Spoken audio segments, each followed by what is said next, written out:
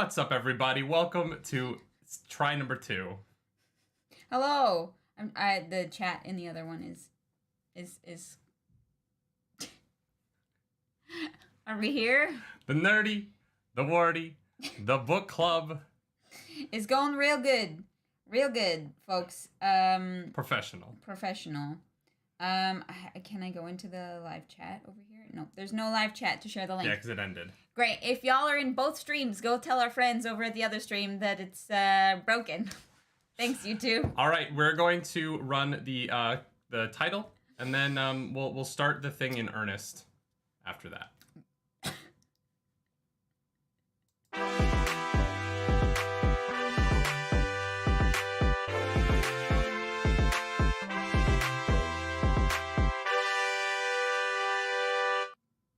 Have you read The Wheel of Time and want to follow along with 2 new readers as they make their way through all 15 books? Or maybe you want to start The Wheel of Time but have no one who will commit to reading along with you or listen as you speculate wildly.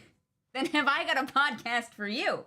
While other podcasters may feel the need to follow a clear train of thought, Nerdy and Clarus will happily distract themselves with multiple tangents before realizing that they've spent 30 minutes and are still in the first chapter of the section.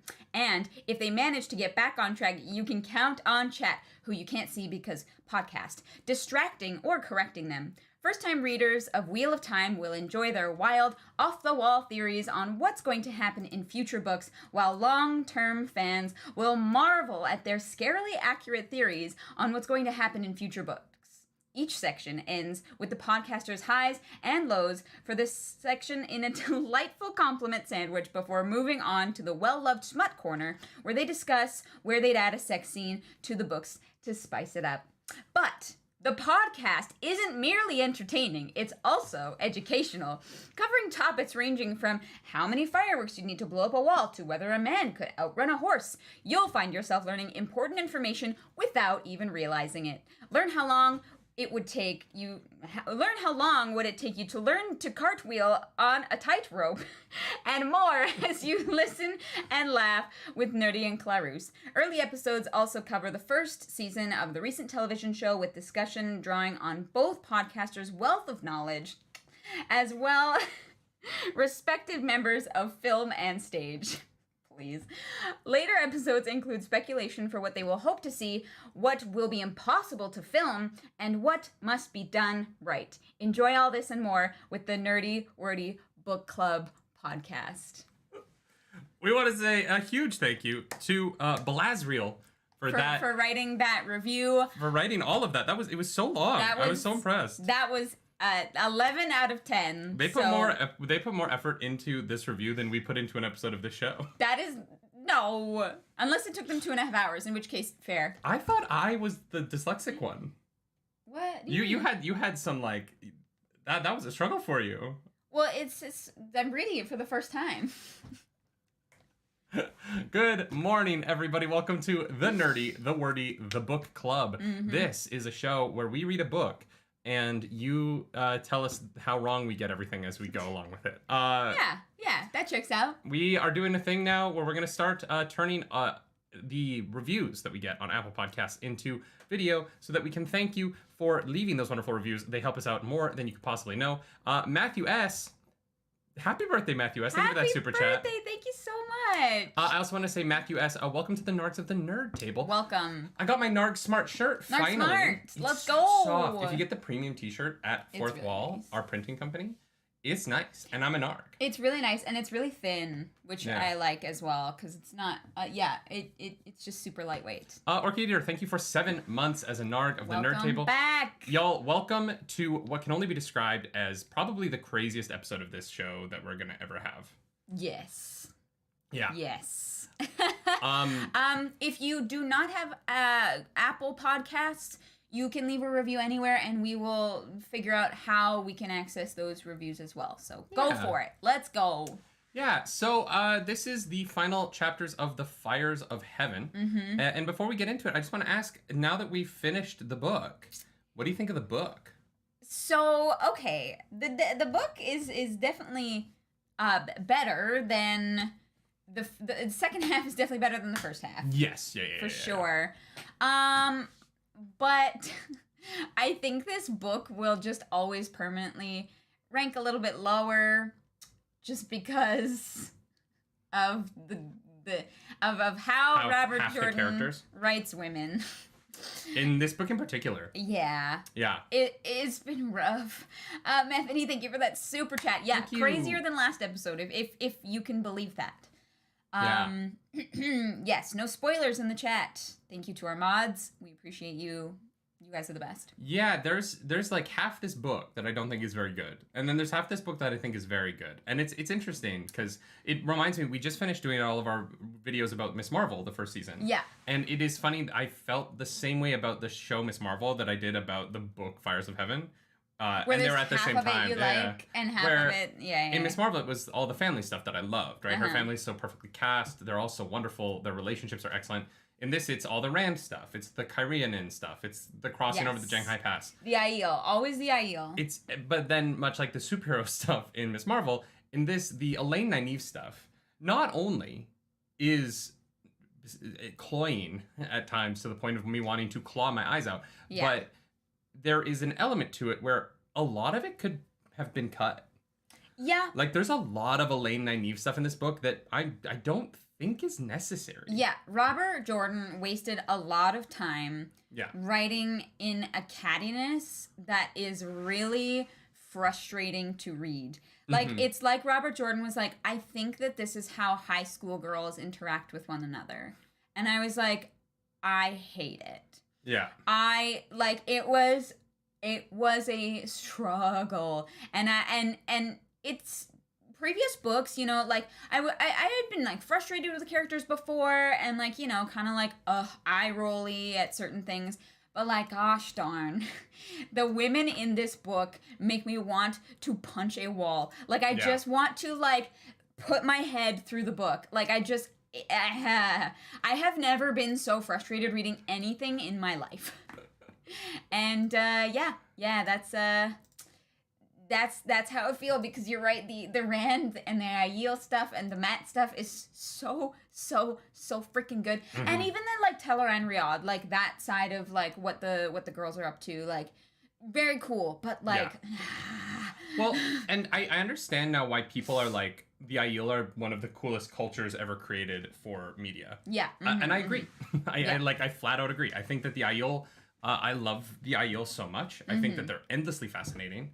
And I think I'm just endlessly entertained by them. And I love all of those characters, right? I love Aviendha so much. Yeah. And we'll talk about the fake out with Aviendha at the end of this, but I love Ruark, right? And Amis and Bair. And so there's so many characters on that side of the world that I care about that it became a real slog to get through the Elayne Nynaeve storyline here, especially in that it doesn't really amount to very much ultimately. Like they just get there in the end. And granted, they do start a war. And they do, I guess Nynaeve learns about the Adam, but like it just could have been truncated. So much of their storyline could have been truncated down to fewer chapters. Yeah. I really didn't need so much time spent on how much they were catty towards each other. Yeah. Like I could have like gone without the like comments about like looking fat in your outfit and being a slut. Like it literally was like they were 13-year-old girls who'd watched too much reality TV and thought that that's how women interact with one another. Joseph LeBaron, thank you so much for that super chat. Thank you for that super chat. I appreciate that. SGD, I don't know what that currency is. There's so many currencies that we're learning about. I love it. If anyone knows what SGD is, I would love to know what that currency is. Sean Vieira says Valan Luca disapproves. Here's the thing. I actually like Valan Luca as a character. He's interesting. Yeah. I just wish Singapore. That's very cool. Thank you so much. That's rad. Well, what's up, Joseph? Thank you. I hope it's not too hot in Singapore today. Although I imagine it probably is. It's probably very toasty. It's probably very warm. I think they have a similar. No, it doesn't matter. Valan Luca. The Valan Luca is a fun character. I like the idea of the circus. I just wish it mattered more. Yeah. Like, there was kind of like the one circus scene. Nynaeve was uncomfortable for a second. It wasn't that important. It was just a lot of waiting around to go somewhere else. Yeah. Yeah, I agree. Yeah, Robin Sows, thank you for joining the Nargs for 2 months. Welcome back. Glad you're able to get the stream to work. The end of this book slaps. It does. It does, yes. I agree. Before we go chapter by chapter, the way that we always do here, it's a good time to remind you all that this podcast, this stream, this is sponsored by Audible. Audible is a place where you can go and you can listen to New York stories told in a New York accent. Really? Yeah, you can find some, you want to listen to like The Sopranos, but you want it in your ear holes, you go to Audible, you find a New York story told by someone who's got a bit of a New York accent. You know what I mean? If any of you can find me an audiobook where someone reads the entire thing in a New York accent, I will be floored. I guarantee you right now, Joe Pesci has narrated an audiobook. Yeah, I gotta agree with Chad here. Reading is overrated. Listen to it instead. Yeah. Audible. Audible.com. If you don't go there, you're going to be swimming with the fishies. But if you want a free month and a free book on us, you go to audibletrial.com/nerdynightly or else. You hear me? You hear me, Tony Soprano? You know what you did. You know what you did. Wow. Ending your television show in the middle of a sentence like that. Unbelievable. I'm sure I'll learn what you're talking about one day. It's like one of the most famous television endings because Tony Soprano was literally mid-sentence and the show just cuts to black. And that's the end of the show. Oh. Yeah. Well. It's very controversial. I can see why. All right. Starting with chapter 47, make sure you smash that like button. Yeah, chapter 47 is here's the thing, y'all. I think we're gonna get through the first few chapters quickly because I don't care about them. I just want to talk about chapter 52. Yeah, for sure. That's kind of how this whole book feels. So the end. Nynaeve and Elayne are sitting in their little room. It's hot. They're complaining. They can't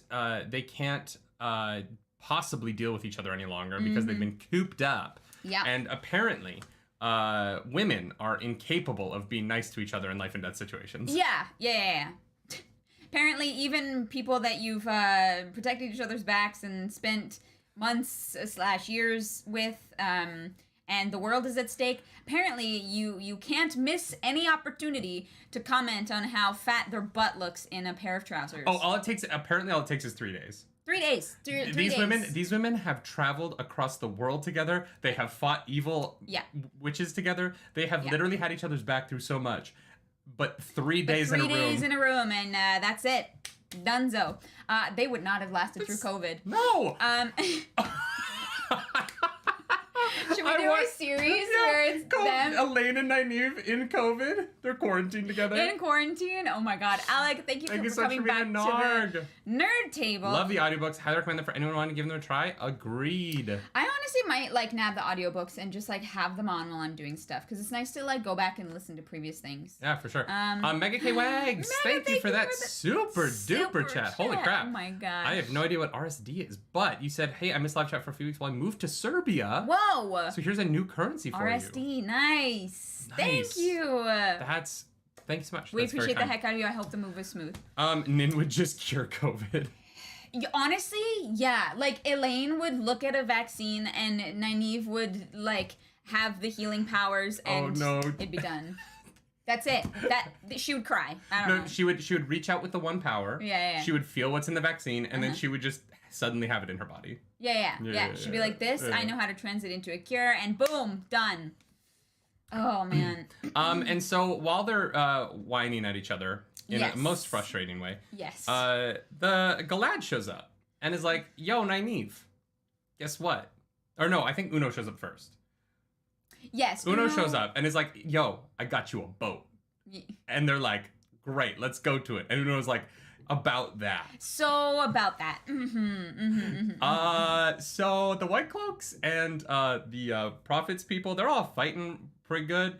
And then Galad shows up and is like, "Hey, I got you a boat." And then he was like, it's like, I fucked up. Putting two madmen in the search for the same thing. And here's the thing, a boat is not that hard to spot. Yeah. So of course they saw it at the same time. You know what I mean? Not saw it. It docked in the harbor. Yeah.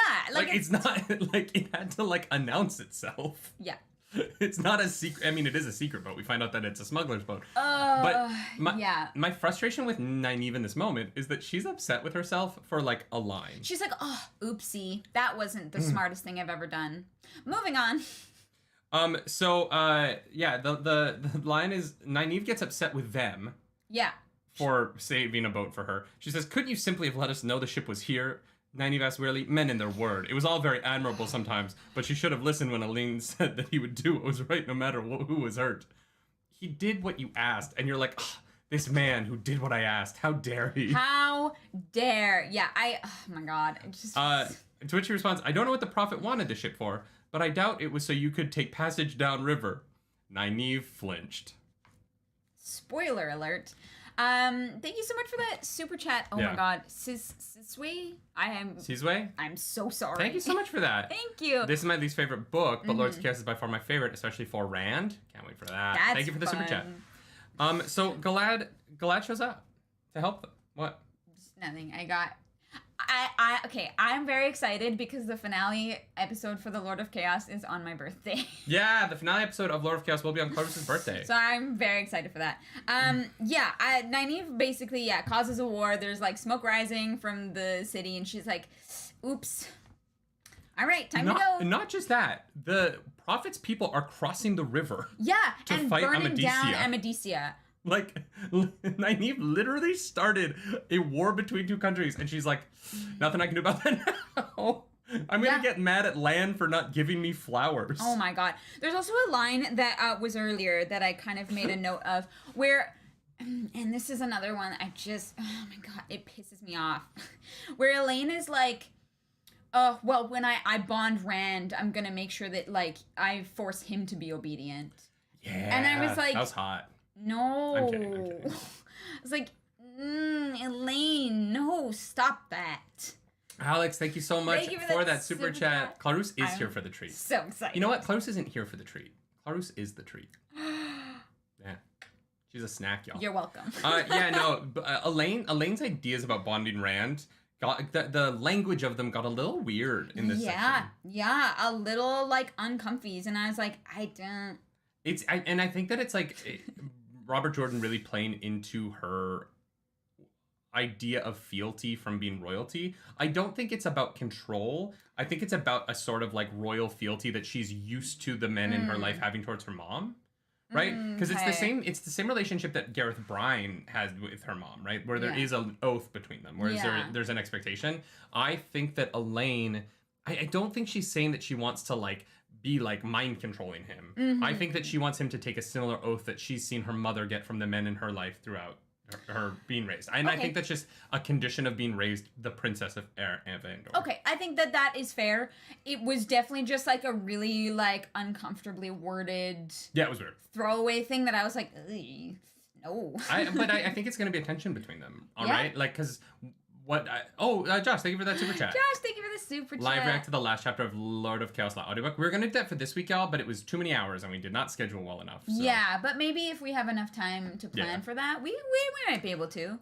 So I think the tension between them is going to be that Elayne thinks that she's the high status character in their relationship. And by the time her and Rand meet up again, he will essentially be the king of 5 nations, right? Yeah. By the time, between the Aiel, Tyr, Cairhien, I'm assuming Ilian probably, maybe 4. Am I missing one? The Aiel. Oh, and Berlain is coming to like swear herself to Rand. Oh yes, right. She's on her way. He'll have Mayene. Here she comes to save the day. She'll have Mayene as well as honestly, and Saldia. Right at the end of this book, we get that the Queen Tenobia is gonna be on his side. Right. That's Fael's dad, right? Yes. That shows up. Okay. I just want to make sure that I remember the names correctly. And so what's so fascinating is that by the time she shows up to him, he's going to be in a much more high status place than she is. Yes. And the tension between their characters is going to be whether or not she can accept that. Yeah. And you know, she's gonna have to stop seeing herself as the Queen of Andor and see herself as the queen of so much more than that, but also with less power than her mother had. Yes. And also, this like duty to the Aes Sedai, right? Because she wants to be full Aes Sedai, and I think that she will be. But it makes it so much more complicated. Yeah. Oh, thanks, Six Monkey. Y'all, one of the things, a little spoiler for the final chapter of this book right now. Spoiler for our conversation about it. If you did not watch my tier list video, you did not catch that I made the greatest prediction of my life. Really? Oh yeah, we'll get there. All right, we'll get there. In my tier list video, I predicted something so hard, being like, this is what I want to see, and we're getting it, and like. We'll get to that later on in this episode, but right now we need to move on. Welcome. Oh my God, what is that? I can't read your name. The blue on the green is so... Maybe if I highlight it. Yeah, highlight it. I can't see who that is, but okay. Kevin O. Stevenson. Thank you for joining the narc. Becoming a narc. I don't know why they would... Anyways, guys, it's fine. Yeah, so Nynaeve causes a war, and everybody moves on pretty quickly. Everybody gets packed and ready to go. The circus is leaving, because apparently, like, 2 of the other circuses have already, like, been burned down and ransacked. Elayne goes to Sarandon and is like, you're coming with us. And Sarandon's like, no, I'm not. And she's like, yes, you are. And then Sarandon punches Elayne in the face. She's like, fuck you. Well, and then Brigitte, no, I'm not. Brigitte's like, what did you expect when you gave her a backbone? And I was like, yeah. Brigitte... But then, knows what's up. But my best part of the scene is she's like, I'm the daughter queen of Andor. And Brigitte's like yeah, okay. Nice. Yeah. Nice try. I know. Very funny. You're hilarious. Lol. Good joke. Moving on. Yeah, I like Sarandon signing up for herself. I mean, like, I'm not leaving the elephants behind. No, it was great. I was like, what do you expect? She's not going to leave her entire life's work just to run off with you when she barely really knows you, right? I know. I'm still mad that I didn't realize they were elephants when I was reading it the first time. I'm mad that you had to tell me that they were elephants.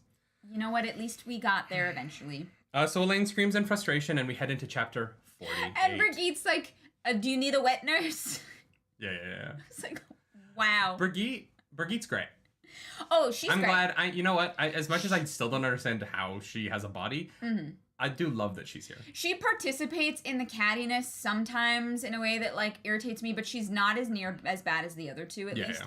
And, like, getting it from Nynaeve's perspective, where she's like, I at least made a remark, like, very amicably, and then they were rude back. And I'm like, I cannot. Anyways, my literal first note for chapter 48 was, the women are horrendous. Yes, the women are horrendous. And I'm probably going to say it a few more times because it bothered me so much. But Valan Luca is like, hey, Nynaeve, come here for a second. Nynaeve's like, the hell do you want? He's like, I want you to have my babies. And she was like, wait, you mean you want to marry me? And he's like, oh, yeah, marriage. And I was like... In this conversation, I'm going to read perhaps my least favorite quote from this book. Your least favorite quote? Okay. Yeah. Can Sarandon outrun a man? Yes. I don't know. You know what? Chat's probably going to tell us. Elephants are natural sprinters, good over short distances. So Valan Luca says, do you think I want the gold woman? And Nynaeve, I hate this, in spite of herself, she took a step back, crossing her arms beneath her breasts sternly, which I don't know how you do that sternly. Yeah, exactly. Like what? And immediately wished she had not. That stance more than emphasized what she was exposing. Stubbornness kept her arms where they were. So Valan Luca's like, I don't want the money. I want to make babies with you. And Nynaeve's like, damn it, man. Oh, my boobs.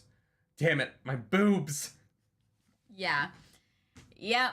That happens. Aviendha, thank you for being a member for 3 months. Welcome back. Brigitte is the most ride-or-die character in fantasy. There. No, I'm so glad that she's there. Honestly, it really helps with these, like, me get through these chapters. Yeah, I hate that, like, this whole scene's going on, and meanwhile, Nynaeve is literally like, oh my god, I'm emphasizing my cleavage. Yeah. And I'm like, girl... You really need to be, like, way less self-conscious. Unless you are exposing your breasts, you're never emphasizing your cleavage more to men. We know it's there. Yeah. We are exists. Aware.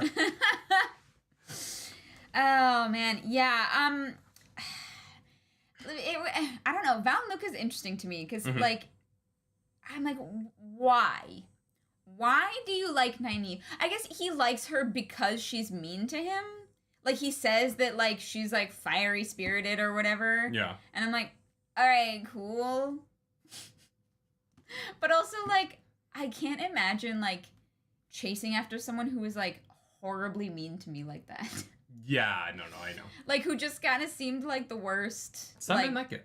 70% of the time. You know what? I guess. You know what? Not me. I don't have the energy for that. Yeah, I know. You have to, like, you have to be, like, visibly into me for me to... He likes to get stepped on. All right, like, no king shaming. That's fine. I just... It's one of those things where I, like, can't really relate to it, but I'm like, all right. James is right. She likes to neg. Neg? Yeah, negging. Like, it's when you... It's from the game, right? Isn't that book about picking up women where you... say something negative about someone to flirt with them. Oh. Yeah. It's like a backhanded compliment kind of thing. Yeah, except sometimes it's not even a backhanded compliment. Sometimes it's literally just being a dick. Yeah. God, gross. I hate it. I don't know. I've never read... unsurprisingly, if you've met me, never read the game. Really? Because I have game, and I don't need to learn it from someone else. I'm shocked. I'm pretty charming, okay? You are. I think you are. You're fucking giggling at me right here after she fell for it. So then they get into a fight. No, wait. Oh, yeah. They do, yeah. They pack up the circus. They peace out. She's like, Valan Luca, bye. Well, sorry, and I'm not gonna... all of the men of the circus are like, we'll come get you to that boat. And then he was like, nah, we got Uno. Now we're good. We got the Shenarns. We got Galad. We're good. And then they get to town and she's immediately like, yeah, I should have asked for everybody's help. This was a terrible idea. Yeah, but also, like, they might have died. I have a feeling that, like, acrobats were not fighters. No, but the horse carriage people were, like, bouncers. Yeah, I don't know. But it turns out they don't need it because Galad is just so good with the sword. Galad is OP. Galad is like freaking is like Jaime Lannister in his prime. Yeah, that's you know a good, I mean? That's a good comparison. Galad is like Jaime Lannister. Well, not really personality wise. Does he want to sleep with his sister? Because that would make things weird with Elayne. I never mind. I take it back. No, swordsman skills. But much like a Lannister, his brother and his sister are going to bone down. His brother and his sister. Okay, yeah. Fair enough. Much like a Lannister. Yeah. Mm-hmm. So in this case, he is Tyrion.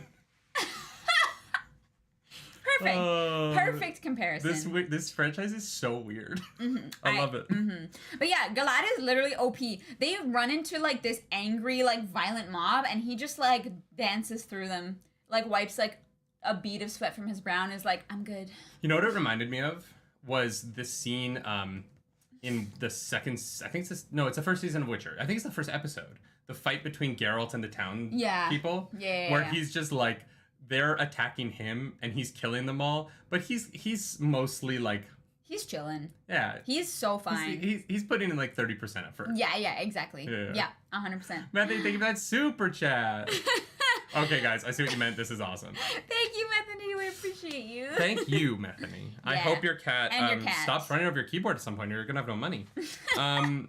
So they get to the ship. They win this fight easily. Yeah. Everyone's a little bit banged up, but they're fine because they have Galad, who is so good that he stops fighting with them and then just goes into the crowd and starts fighting by himself ahead of them. He just cuts himself a path and like fights them from the center out. I really hope this scene makes it into the show. I don't think it will because it's one of those things where it makes Galad, it's just killing people who are not as good as him.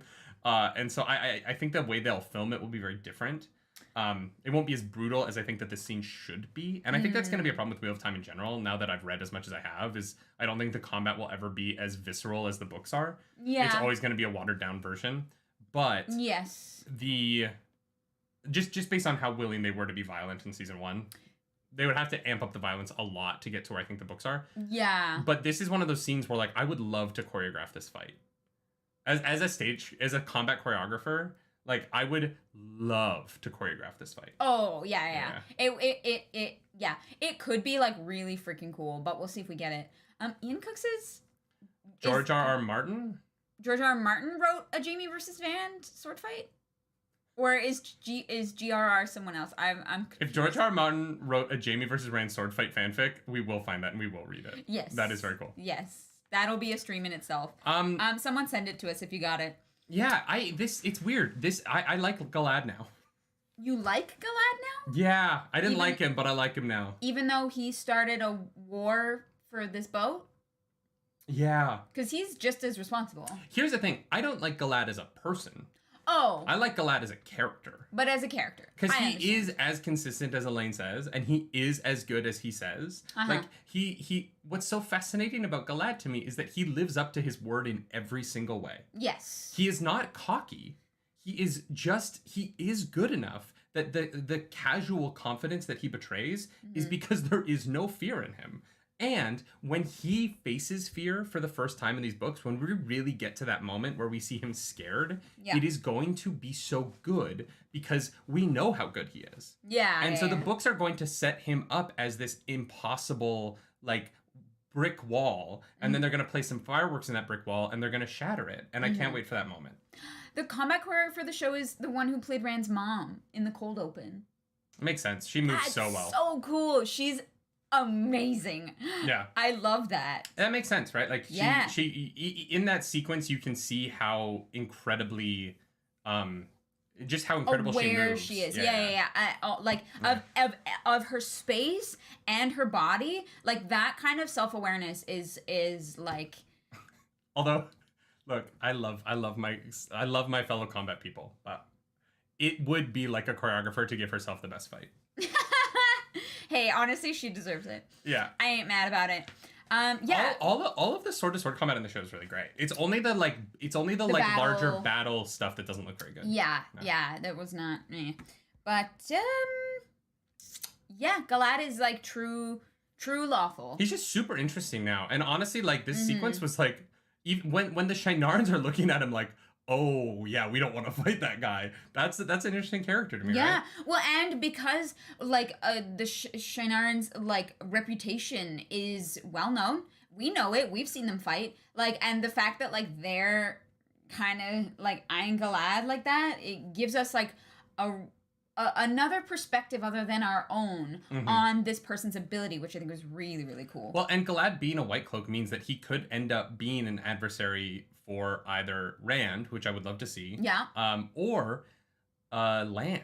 I would love to see the two of them fight. Galad and Lan? Like, Lan might fight Galad to protect Nynaeve at some point. We'll get to that. We'll get to my predictions for that later. But yeah, they get to the docks, and Galad is like, I paid your way to okay. Starts with a B. Banana. That's not it. It's not banana? No, it's not. No, it's the Boanda. What? Boanda? Boanda. Boanda. Yeah. Galad's like, look, Elayne, Nynaeve, I paid your way all the way down to Bananda. No, it's fine. It's banana now. It's banana. We call Asmodean Jason Derulo, so at this point, who cares? Jason Derulo. Yeah, it's the banana. So so they get on the boat, and the guy's like, I don't want to do this, but they're like, we got money. Yeah, the guy hates women. Won't even like look at them in the eye. It's like, yeah, sure, I'll do whatever. Okay. But does he hate women? Or does he just really not like Nynaeve and Elayne? Because that would also be fair. Honestly, yeah, fair. Given the situation, I would also be on the other side of the boat. Yeah. I don't know if I want to look at them either. When we were on our ship, there were some people that reminded me of Nynaeve and Elayne in these scenes, and we avoided them. Sure did. And you know what? We were happier for it. All the better for it. I would love if we meet him again with other women, and he's like the nicest guy, and it turns out he just could not stand Nynaeve. That's fair, yeah. She's like, oh, he's a misogynist, and he's like, God, I love women, but this woman is this guy's the worst. Oh my God. So there, we skipped over that there are people who are hoping to get on a boat to escape this city, which is fallen into like riots and turmoil. And Nynaeve is like, all of them. We're taking every single one. And they're all just like packed on, like sitting together. There's not even room to like lay down. Yeah. Before they sail away. Which is nice. I liked that they gave Nynaeve and Elayne a like somewhat of a hero moment. Yeah, something redeeming about this section. Because it's honestly, it's like, what do you do? Yeah, sail away and leave all those people there to probably die. Yikes! Like. Yeah. They set off for Banana. And Nynaeve is like, look, you've got room downstairs. We're going to toss all this crap in the water, and we're going to house people down there. And they're like, oh, this guy's a smuggler. okay, and the guy's like, why do you think he lets them do it? I don't really know what choice he has with Tom there twirling his knives. Oh, yeah, I guess he's they like literally threatened like into it. threaten him, you know, like what else is he supposed to do? I know, but he has more people. Well, no, actually, they have all the Shienarans, so they have like they're a group of what, 18? There's 15 Shienarans. There's Tom and Juilin, and then Oh, I thought there was 15 and Uno. oh maybe Yeah, okay, so they don't really have a choice. Yeah. yeah, like It was just one of those things where I was like, all right, yeah, but he doesn't know they're Aes Sedai, right? So, but yeah, No. the Shienarn threat's enough. yeah. It's like people are not coming out of that alive, right? Yeah. So, yeah. Yeah, but so they drop all of his gear. The kids sleep downstairs, and the women, Nynaeve, Elayne, and Brigitte, become very motherly. Very quickly. Suddenly, all of their rough tongues are cured with children. Being around children fleeing a war makes you a nice person. Which is another reason why I'm like, Robert Jordan, you failed me in this book when you wrote these women. Yeah. I hate to break it to y'all, just in case anyone was not aware, not all women turn into puddles when they see children. But also, when you have a group of children cooped up on a boat for 5 days, there are no adults who are soothed by that. No. That is not a soothing experience. That's the worst. I would lose my goddamn mind. You know what I mean? I would put, like, magic earplugs in. Well, no, I wouldn't, because I'd be... Magic earplugs! And I would... They could have magic earplugs. That's so funny. Magic earplugs. Bob, thank you so much for that. Thank you for that super chat. Yeah. Yeah, I would lose my... But yeah, it's another one of those moments, again, because we're getting this all from Nynaeve's perspective. It's like, well, at least I'm better than Elayne. So, all the time. Narandon is saying, I don't like children, but I still would try and comfort them in this situation like this. I'm not saying it's weird that they're nice to the children. I'm saying it's weird that them being nice to the children makes them nicer to each other. Yeah. It's the fact that, like, their tongues are smoothed by the fact that there are children there. Yeah. That just feels very, like, I don't know. I don't understand that effect. It just feels like a commentary on womanhood in a way that I was like, I don't know that I needed this here. Yeah. I didn't. It was kind of unnecessary. And Nynaeve and Elayne start giving out money left, right, and center. They're just like, well, we're gonna be Daddy Warbucks up on this boat. Yeah. And Nynaeve is this is the most frustrated I got with Nynaeve, because she's constantly being like, Elaine's gonna learn how quick money runs away. But I'm doing it too. Yeah, like while you're doing it at the same time, and you're like mad at Elayne for it, and I'm like, you're doing the exact same thing. Yeah. Like, how can you be so unself-aware? Yeah. Well, and it comes down to this line for me, Elayne also made 2 bundles, but this was earlier before they left. But she should have Nynaeve refrained from suggesting that she had overlooked them. She's talking about the coat and trousers. Yeah. She should have, with the sulking that was going on, but she knew how to promote harmony. Yeah. And it's like Nynaeve's lack of self-awareness is so, like, frustrating to read. She knew how to promote harmony. I, like, literally, like, you were ahead of me, and I was like, the fuck is this? I know.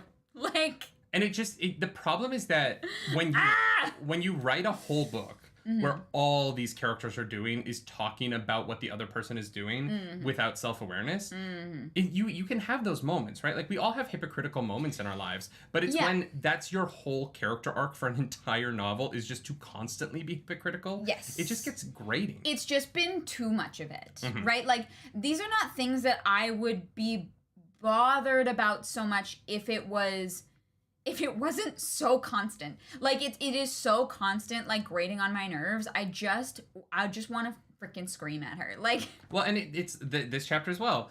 That was the way Nynaeve saw it. She herself had maintained her usual even disposition, of course. Like, she's literally, like, thinking. It's so cringe. And, like, none of the guys have this, right?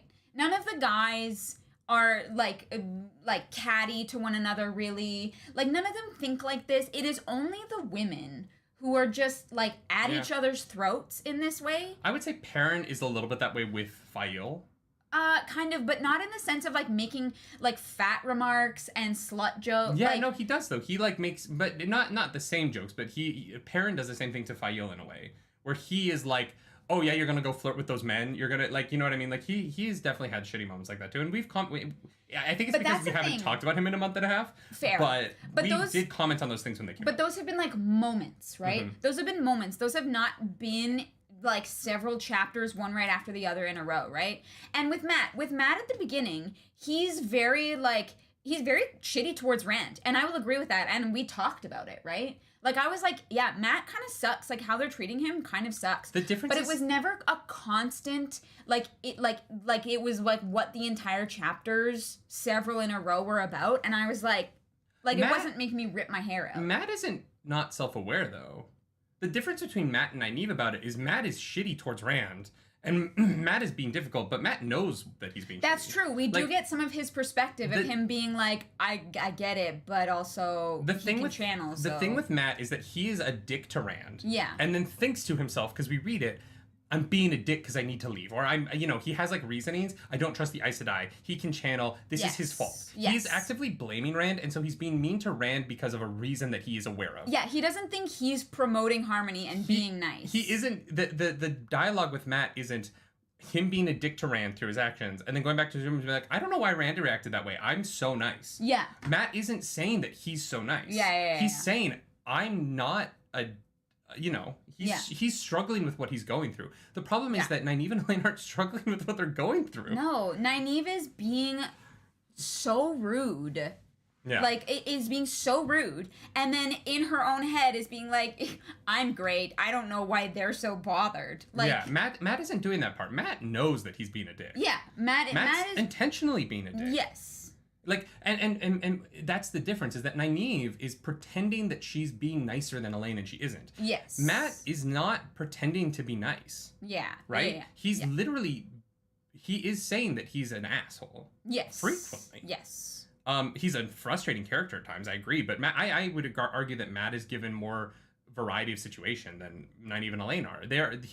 This book has really stuck the two of them in a room and forced the tension in their story because there's no story for them. Yeah. There's no goal, right? Yeah. For so much of this book, they're just kind of like, oh, Nynaeve, do you know where we're going yet? No? Okay, well then let's be mean to each other for another chapter. Yeah. And I think that that's the difference, right? Yeah. It was just like constant, never ending, and I could not wait to move on. Yeah.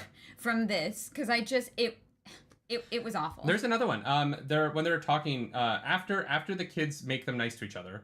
Nynaeve is like, neither spoke one word of apology, of course, which Nynaeve quite understood. Had she been as foolish and vicious as they, she certainly would not want to remind anyone. And it got to the point where like I just kept highlighting these moments where I'm like, Nynaeve, like you God. are as vicious though. Yeah. That's the thing. Do you think that Robert Jordan thought it was funny?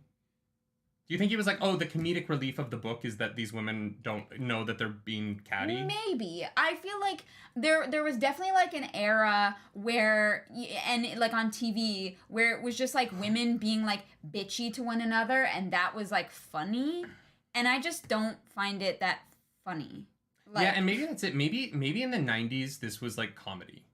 Yeah. Maybe this is genuinely... Look at women being women. Like, well, look at how many comedians of the 90s and early 2000s were like, my wife's so dumb. How dumb is she? And that was like their like comedy, right? Yeah. And that was funny. And so I think that this might... Lucy, you got some explaining to do. That's a good point, right? I don't know what that is, but... I think it's supposed to be funny, and it just doesn't land for us. Right, because we're like, this is so, like, removed. Yeah. Yeah. Yeah. All right. Okay. It's just so much of this book. And honestly, like... If it's supposed to be comedy, then maybe I get why it's so frequent, but I find it so irritating to read. Yeah. And I just honestly think that it could have been shorter. Honestly, all the Nynaeve and Elayne stuff could have been 100 pages less. Yeah. Of the same stuff, and the book could have been shorter and it would have been a tighter read. Yeah. I agree. Yeah. So then they meet 3 women on the boat who might be important later. I freaking called it. She did so fast. Because you were ahead of me at this point. Yeah. Usually I read first, but you were ahead of me, and I was like, "There's women. Are they gonna be? Is this Moghedien and the 2 Black Aja?" Like I literally was like, "This is suspicious," and No, That's all you I'm gonna called say. it so fast, Yeah. too. I thought about it later. I was like, maybe it's Moghedien, but you're like, it's Moghedien. And I was like, well, if you're that sure, it must be true, because you're smarter than I am. That is false According to our information. chat, you are right more often than I am, so I'm like... It's false advertising. I literally was like, they're so suspicious, especially when they left the boat with them. I was like, Yeah. It's like, I don't trust you. So they get off at Boanda, or most of them get off at Boanda, and the girls are like, so, dude, I didn't even write his name down. You're taking us to Salidar? No. Salidar? Salad bar. Salad bar. We're going to the salad bar. we just left Banana Town. We're going to the salad bar. This is a golden corral, all you can eat feast. Yeah. This is a like buffet. We had the banana, and now we have the salad bar. And the guy's like, "Why would you want to go there? There's nothing there." And Nynaeve's like, "Just take us." And he's like, "Okay." It's like another few hours. Great. Yeah. So they go. They get off. And the three women stick around. A hunter of the horn, a mom, and a lady who is a healer like Nynaeve. Yeah. Almost like she's Almost yellow like Aja. she's a yellow Aja who's now a black Aja. Almost. Ah, interesting. Interesting. And so yeah, they go to Salidar, the home of the new and improved the tower. New white tower. That's not a tower. It's not a tower. The bungalow tower of the Aes Sedai. The white bungalow. And the kids. They take the kids too, which means that those Black Aja definitely kidnapped those kids. Oh, interesting. Well, but the problem is the kids don't speak a word. So do you think that they're real children, or do you think that they're like because if imagining? if they were the one power, wouldn't the girls sense it? Because they would be made of Sidar. Yeah, perhaps. Maybe they were like two children they picked up and like compelled or something. Because they don't speak ever. Yeah, but the weird thing is that wouldn't they feel that compulsion? I don't know. I don't know if compulsion lasts, because they would have felt it on the other person. If a compulsion left behind a hint of the one power, they would have sensed it on the other person when they were both compelled by Moghedien. That's fair. That's fair. Yeah. Okay. Yeah. So then they get off the boat and they go to Salidar. Maybe they were like tortured or something. Like honestly, those women are evil. They could just be very traumatized, like Chad is saying. It's something bad either way. Yeah, True. It's not good. Their reasoning is quite compelling. Yes. So this is where we get Nynaeve and Elayne brought back down to earth a little bit, because they've been running around the world pretending to be full-ass Aes Sedai when they're not whole-ass. They are single-cheek Aes Sedai. They're not whole-ass Aes Sedai. They are single-cheeked up. Uh-huh. Yeah. And so Seasting says, I wonder what happened to their mom right in front of them. You stay quiet and do as I say, or we'll kill you like we did your mom in front of you. Yeah, that'll do it. Probably something along those lines. That'll do it. Children are actually Lanfear. No, Lanfear is definitely back in that manor, scrubbing toilets. We know... Wait, what? Lanfear? Oh, you mean Leandrin. Oh my god, Leandrin. Yeah. No. Yeah. No, we will get to Lanfear, okay? Jesus Christ. Yes, we will. So the half-ass Aes Sedai go to the whole-ass Aes Sedai. And the whole-ass Aes Sedai are like, y'all are half-ass Aes Sedai. Chill the fuck out. Yeah, it was one of those moments where they were like, well, because Suan told you to do this, I guess we won't punish you. And I'm like, what do you, like, were you seriously considering, like... What were they supposed to do? Say no to Suan? Yeah. Because, like, of course you're not going to punish them. Like, don't have this, like... It just felt like a weird, like, bluff. Like... Well, and my problem with it is that they were successful in their mission. Yeah. And, like, their mission helps their cause. Yeah. So I don't really understand. Like, I could understand if they came back and were, like, started behaving wrong. But, like, they came back and they were like, hey, we did the thing you told us to do. Yeah. Here's the things. We brought you a seal of the Dark One, which is... Broken. They were like, we thought it was Moghedien? not breakable, so we didn't take care of it. Like, But do you think it was Moghedien that broke it? Because if Moghedien was on the boat, she probably could sense it, right? She would have had to have, like, gone into the cabin and, like, go through the things without any of them noticing. The spider? Maybe. The spider Forsaken, who's the one that nobody sees do anything because she's so sneaky. Oh, yeah. Or I wonder if it could be broken in Teleran Riad. I doubt that. I don't know. But yeah, she definitely could have had a hand with that. I just feel like I feel like it must have broken somehow, right? Uh-huh. And then they bring like all of these terangrials. Yeah. They come with an Adam. They come with knowledge. Like they literally were sent. They did everything they were asked to do, and they returned of their own volition. Yeah. Right. And so for them to be so upset with them, I was kind of like, you're not instilling. Here's the problem with it. You are not training them to be respectful of your power in the future, or trusting, or trustworthy. Yeah. And that is just a huge problem with Aes Sedai in general. Yeah. Everyone is so for their own gain, and like nobody will like give anyone a smile. You know what I mean? It's all like hard edges and cold like fronts. And I felt bad for Nynaeve and Elayne reading this. I was like I was hoping they would that at least the Aes Sedai would be like happy that they were back, happy that they had brought this information, happy that they could teach them about Tel'aran'rhiod, and they just kind of got like stomped over. And I was like, I'm sorry, that sucks. Like, yeah, it does. Yeah, it does. To show up successful and to receive no respect for it, it does not. It just and my problem with it is that the new White Tower has not learned from the failure of the past White Tower.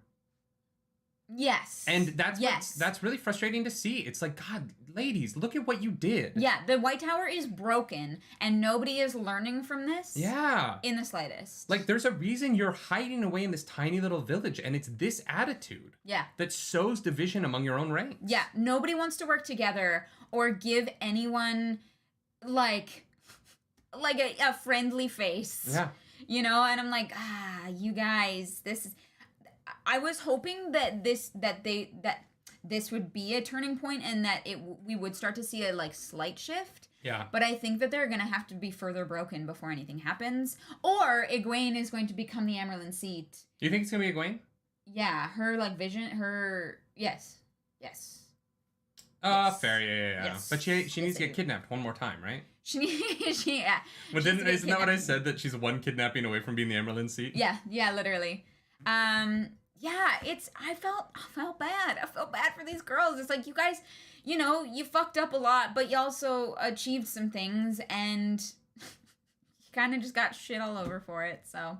Yeah. No, and look, Swan calls it out, right? Yeah. Swan is straight up like, look, this is how things have been run forever. They don't know how to do anything else. Yeah. And that just makes them, like, I don't want them to succeed. Yeah. Which is interesting. Mm-hmm. Makes them interesting as like they're almost antagonists to the plot of the book, which I find so interesting. Oh yeah, and it does make them more interesting. But I guess I feel that way about government in real life, so that makes sense, right? Like I view the bureaucracy of government to be an antagonist to success for most people. Like the amount of time it takes for a government to accomplish something is an antagonistic force in our lives, not a force for good most of the time. Yeah. And there are people in government doing incredible things, but the level of bureaucracy that most governments have is an antagonistic force in an interesting way. So it is really it is a nice like parallel with the real world. Yeah. The problem is that they're not as big as a government. They're 6 people, and they have this they're a revolutionary force. So you would want them to behave as such, and they're behaving like they used to behave. Oh, like now that they're broken? They haven't learned any lessons, and so it just makes them... I don't want any of them to be leaders, because I'm not interested in their opinions. Well, and that's why I'm glad Swan is like, no, it can't be like any of us. It has to be like something from... Magic says, pro is the opposite of con. What is the opposite of progress? Congress. That's very funny. That is very funny. That's good. That's a good joke. Methany, thank you for that super chat. First I felt the same, and now I kind of like it. RJ first built them up and dismantled them. Idiots drunk on power rather than champions of light. Yeah, that's what they're not champions of light. 100%. I was just hoping, like, I knew that the girls were heading this direction, and I was like hoping against hope that there would be at least like some slight like shift. And I was like, I hope that these girls like get treated well when they come back, because they've been through a lot. And then they weren't, and I was like, okay. Well, and I, just based on how quickly they all got raised to accepted, I thought they were going to walk in and be turned into Aes Sedai. I thought they'd be like, okay, you guys are full Aes Sedai now. Well, yeah, because when they showed up, they're like, you can skip the novice thing and become accepted. or you're gonna be really fast tracked. But then in the scene, they're like, you have more to learn. And I was like, are we going to see them learn it? Probably not. Probably not. The other weird thing, though, is that, like, I was like, well, maybe they can't become full Aes Sedai. They're not at the tower. They can't do the things. But then they kind of do that with Elayne later, where they're like, she's Aes Sedai, but she hasn't been able to, like, swear on the oath rod or anything. So she's kind of full Aes Sedai, She can't take her 3 oaths, which is going to be interesting next book. Because... there's going to be Aes Sedai who have not done that. Well, I'm assuming that Egwene, Nynaeve, and Elayne will all meet up, right? Because I'm assuming that Egwene will go back to the Aes Sedai next book. Egwene? Because they're going to be too close for her not to, right? Yeah. And I don't think Egwene goes back to the White Tower. So I think that they're going to have to figure out a way to raise people to Aes Sedai. Or, and I think that this is also possible, I think that Egwene's... You are right. I think that Egwene will be the Emerald seed. I think it is the only thing that makes sense. It's not going to be Nynaeve. Because Nynaeve hates the Aes Sedai too much, I don't think it would work. Yep. And like just structurally for the story, if it's Elayne, it cannot be Nynaeve. It has to be one of the 3 of them, and the other 2 don't work, right? Yeah, absolutely. Under Egwene's White Tower, they might not. Aes Sedai might not take the oaths, so that they can more effectively fight the Dark One. Well, yeah, because to better be with Rand. Because Egwene has seen the advantages that she has over Moiraine because she can do these things, right? 100%. She's helpful. She can lie if she needs to, which she seems to be. She seems to be like very comfortably like slipping into the White Tower line of thinking, and so I hope that she doesn't go too far, so that she can be the bridge, she can bridge the gap between like one extreme and the other. It's just that what's so fascinating about the books is that Moiraine or Siuan convinced the Aes Sedai here to bring to bring in an outside Amyrlin. Right? It has to be someone who isn't here, who's powerful. Yes, was not part of the Tower division, so that someone can't claim their loyalties one way or the other. But we don't know anyone else. Exactly. Like the books haven't introduced us to anyone. So who could it be? There's those 2 random brown sisters that Moiraine went to their cabin and learned about Balefire. Oh, and there's Varen and Alana. I guess they're with Perrin in Emond's Field. I guess they weren't there either. I don't know.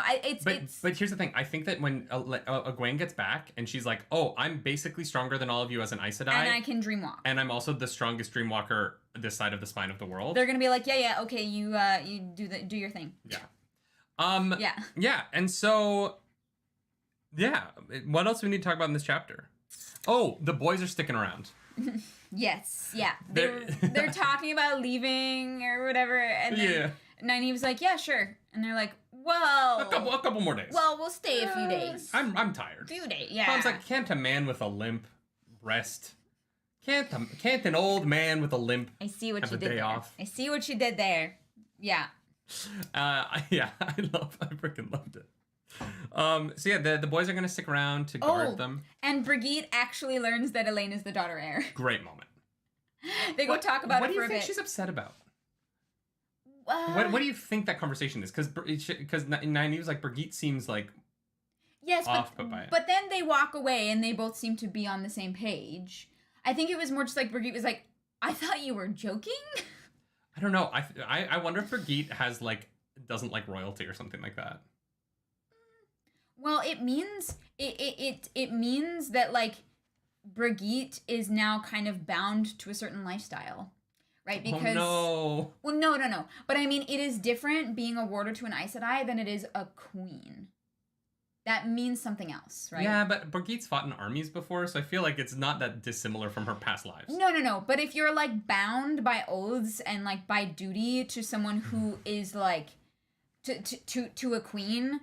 Like, I think that just means something different, especially for the lifestyle. You know, like, Brigitte's not going to be able to, like, gallivant off and find Gaidal, right? Mm-hmm. Because she has duties to the literal Queen of Andor. And I just don't think that she wants, like, a royal court lifestyle. Like, she doesn't play the Game of Houses, I'm sure. Yeah. Like, she's, like, probably not interested in that. I don't know. I feel like she'd be really good at it. Yeah, maybe. Other than the fact that half of the things that she says doesn't make sense to anyone because they don't exist in the world anymore. Yeah. Yeah. So we get the reunion with Min. Min's there. Min's like, hey, girls. Mm-hmm. And they're like, Min, why are you doing laundry? What the fuck? Mm-hmm. And, yeah. Oh, I literally wrote sus. Sus. Sus, 3 of the women. Yeah. The relationship between Swan and Leanne. They're pretending to not like each other. Pretending to not in front of the Aes Sedai, and Nynaeve clocks it immediately. Yeah, she's like, I saw a flicker of a facial expression and I got it.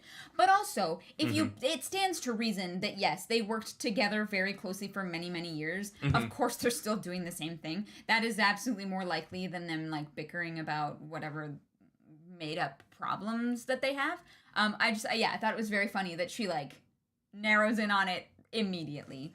Yeah, so we get Nynaeve and Swan have a little combo where Swan's like, you're going to teach me how to dream walk. And Nynaeve's gonna, like, you're going to let me study you and Leanne and Logain. And they stare at each other for a second, and Swan's like, yeah, okay, that fine, whatever. And Nynaeve's like, oh my god, I won.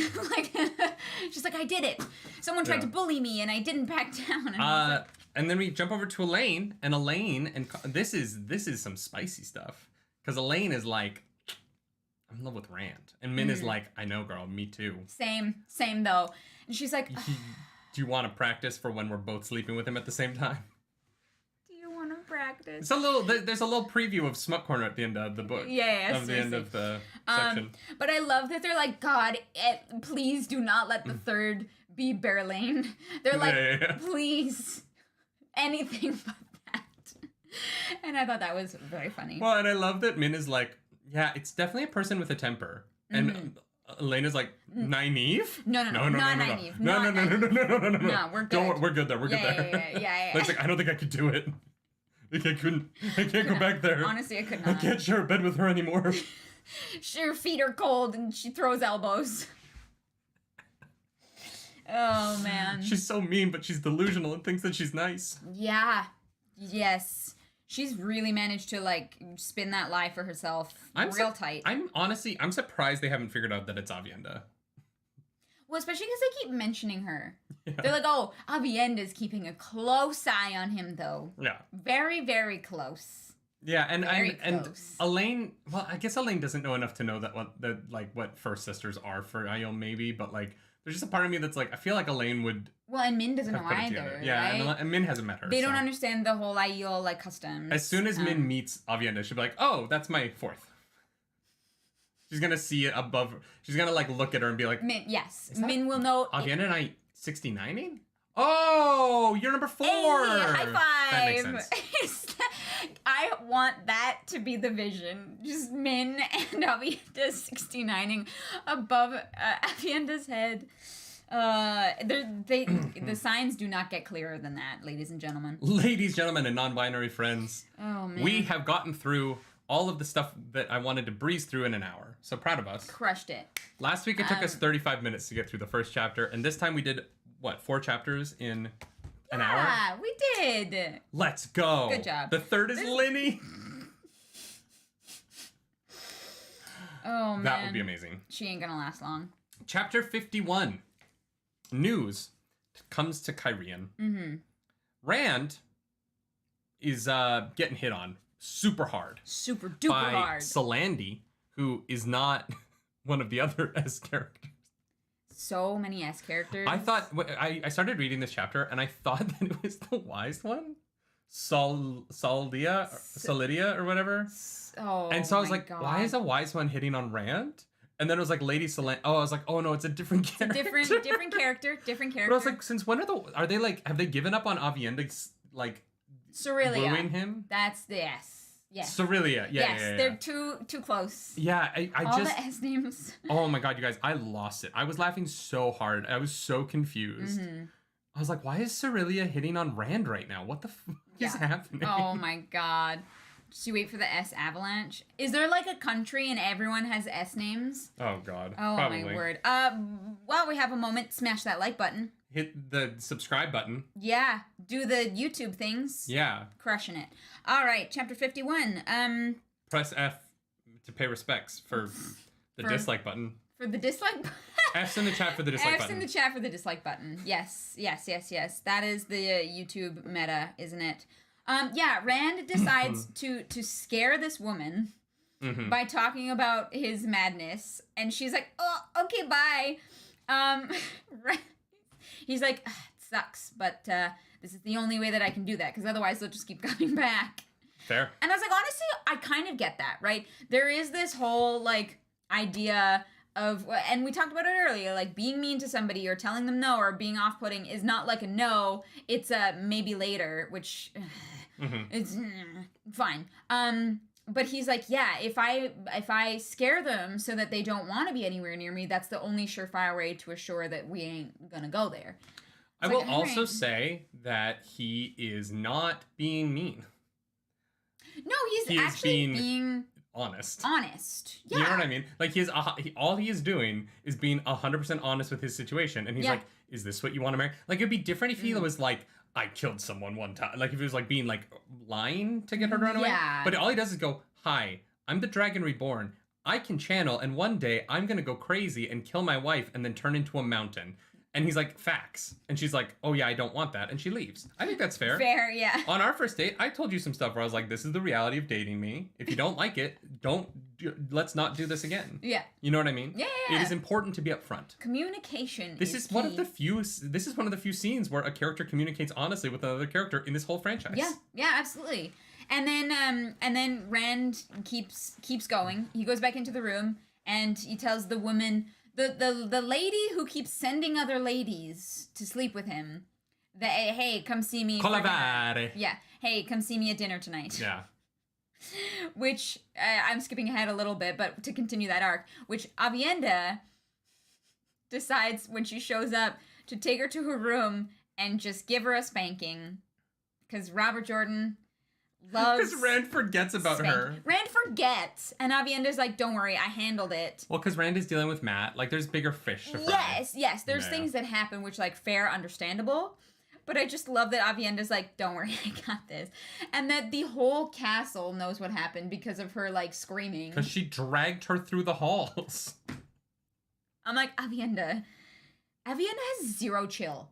Zero chill. Oh, no, none. It does not exist. There's no chill in the waist. No chill in the waist. Yep.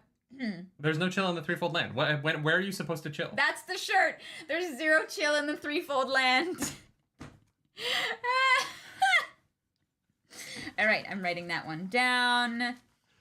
Oh, that's funny. I like that. Yeah, there's zero chill in the threefold land is funny. Oh my god, my pen is dying. With three crossed spears behind it. 3 spears. I like it. I like it. Oh my god. Matrix says, why no background lighting today? Didn't turn it on. Oops, forgot about it. Thanks for calling us out. In the 3... Guys, my pen. No! All right. When can you order that shirt? I don't know. We'll see if I make it. Well, no. So here's the thing. We actually have someone who's making some merch. Who is working on the shirt idea from last week. They have if you're a graphic designer who knows how to do those things, reach out. We would love to have more people we would love to have cool shirts. You know, we'll do like limited runs or whatever it is. And we'll pay you. We're not asking you to do it for free. If you make merch, we will pay you. So if you have like a really cool Wheel of Time merch design that you want us to sell, based on our show, design it and we'll sell it and we'll give you money. Yeah. That's how that works. That's how this works. Look at this high quality. Not the person who made this, we paid them money. Yes, we did. We paid them a lot of money. We did. Yeah, we did. Yeah. Oh my god. Excuse me. Yeah. The last week's shirt was the I'm No Bloody Hero. It's going to be a matte shirt. Yeah. So someone is working on that. We'll let you know when it's ready. Yeah. Yeah. So where were we? Oh, so yeah, Aviendha spanks the crap out of Calavera. Yes. And I skipped ahead to a little bit of that. That's like a we find out later thing, but there's a big meeting going on. Basically, Rand is like, y'all need to go back to Tyr. Yep. It's kind of it. Y'all need to go back to Tyr. So then... Ellen, the pen did not work. Please DM me. Did the pen work? Yeah, my pen died halfway through the middle of it. Oh, how sad. I know. How sad. So... Yeah. Sorry. I completely derailed that. Moiraine, Egwene, and Aviendha come at the end of the meeting. Yes. Mm-hmm. And Rand is really aggressive with Egwene. Their relationship is not good. Yeah. Anymore. Sorry, I just had So Roger said, I'm not a lord for a parent t-shirt, and we could have a Rand t-shirt, so there's a trio of it that says, I am Rand al'Thor. Question mark? Question mark. We have like the trio for the three guys. That would be funny. Yeah, that would be fun. We'll sell that as a series. Anyways, yes, the women come in, and there's Rand is like, news. oh, Egwene, are you gonna share with me now, or no, you're gonna keep secrets? Okay, cool. She's like, and Aviendha's like, dude, what the fuck? To be fair, if I were Rand, I would also be very frustrated with Egwene throughout all of this. I agree with him. I love the that's the sequence first, of events. Yeah. The first thing he's like, so we're just not gonna tell me anything? Cool. Just making sure. Like, oh, before they come in though, at the end of the meeting, one of the Terran Lords, he's like, if I go over that hill, I won't find any Terran soldiers, right? They're headed back to Tyr. And the guy's like, yeah, no, they're not over that hill. Yeah. I'll show you tomorrow. Yeah, let's go for a ride tomorrow. We'll get on horses, and they will not be there. Yeah, definitely, absolutely not gonna be anywhere in the near vicinity at all. Yeah. And Moiraine and Egwene and Aviendha come in as their little trio, and Moiraine gets all she starts behaving like a mom at her son's graduation.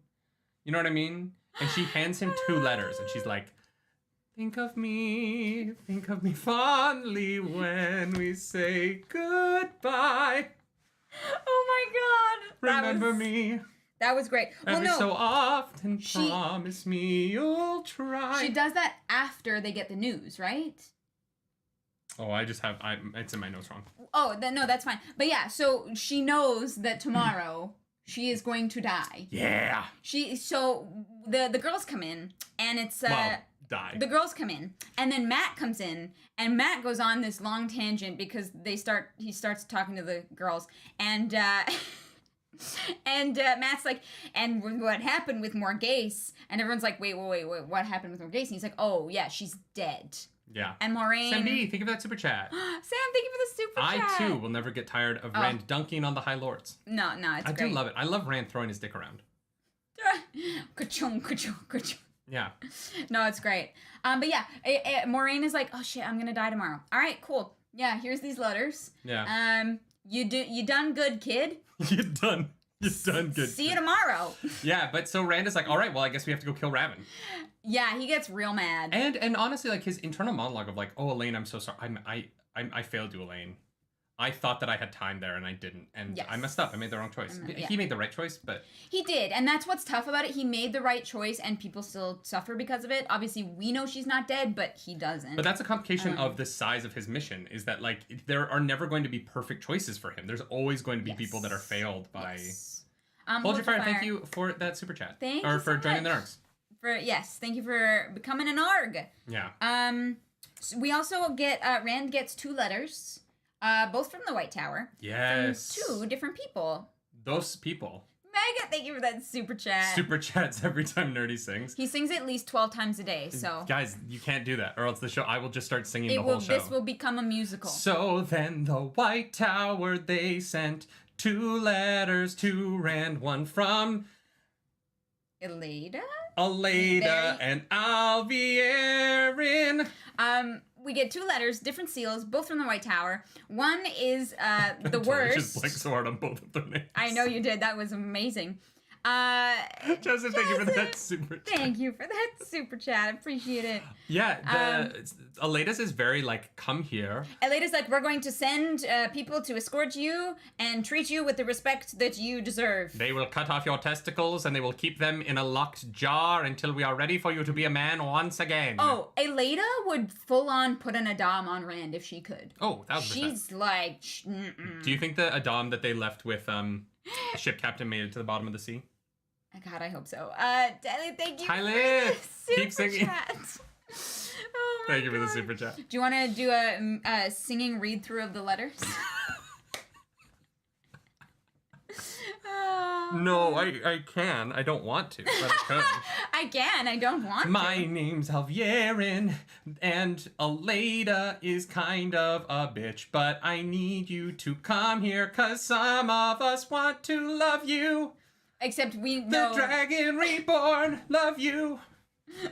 We'll follow you everywhere. The Dragon Reborn. This song sucks. I'm so sorry. My musical No. improv skills are cold. It's a bop. That is a straight up bop. The Dragon Reborn. We should create a music. Anyways, for another time. Book club. We know Alviarn is a dark friend. And Alviarn is, like, very flowery. Like, you are so great. S tier, 11 out of 10.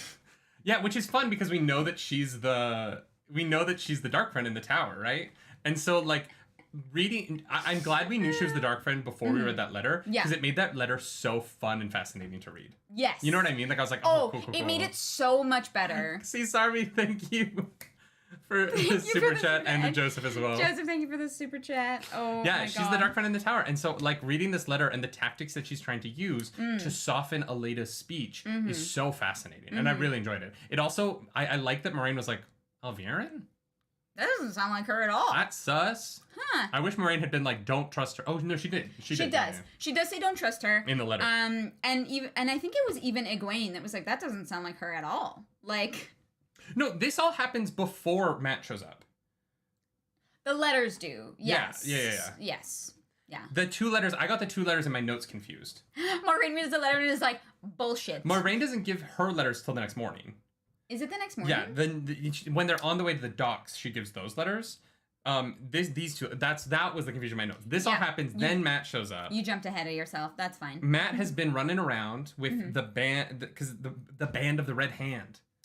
Yes. The band of the Red Hand. All the young boys want to be a part of the motley crew, I guess. Would you say that Matt's milkshake brings all the boys to the yard? Yes. And they're like, he's better than you. Fun fact, Matt has actually named his spear Milkshake. I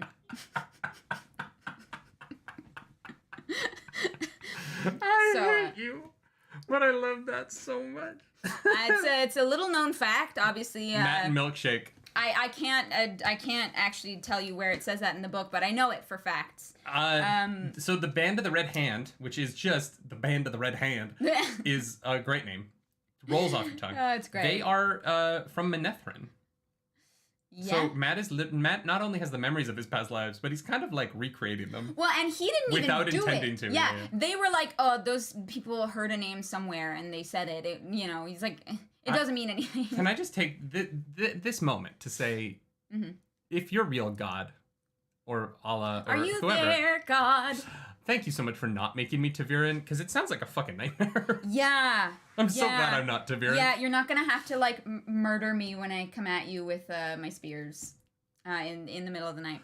Lifeline Full says, why is the hand red? Too much friction? They don't have like moisturizer.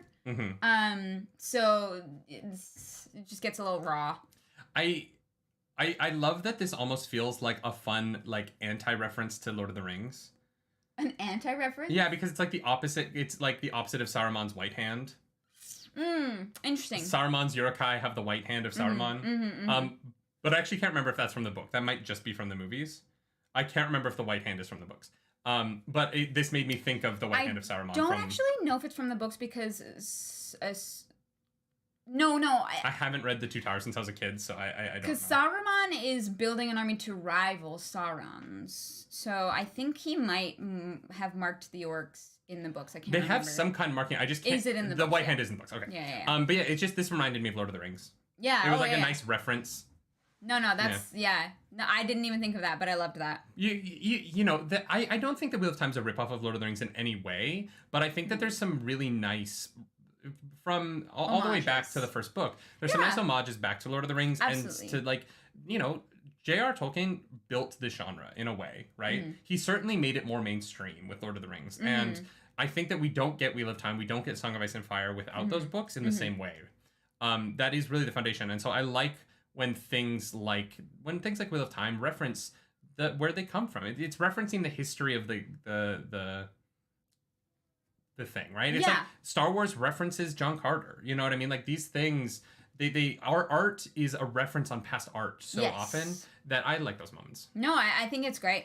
Oh, Robert, thank you so much for the super chat. Thank you, Tyshar to you as well, Robert.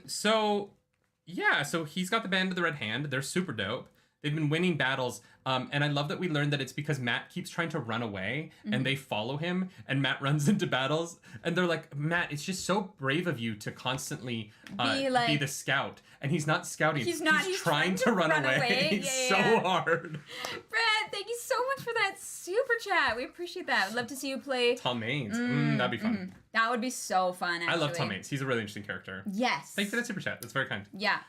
So we get Matt. Matt is trying to desert the army, and he literally can't because everyone's like running into people.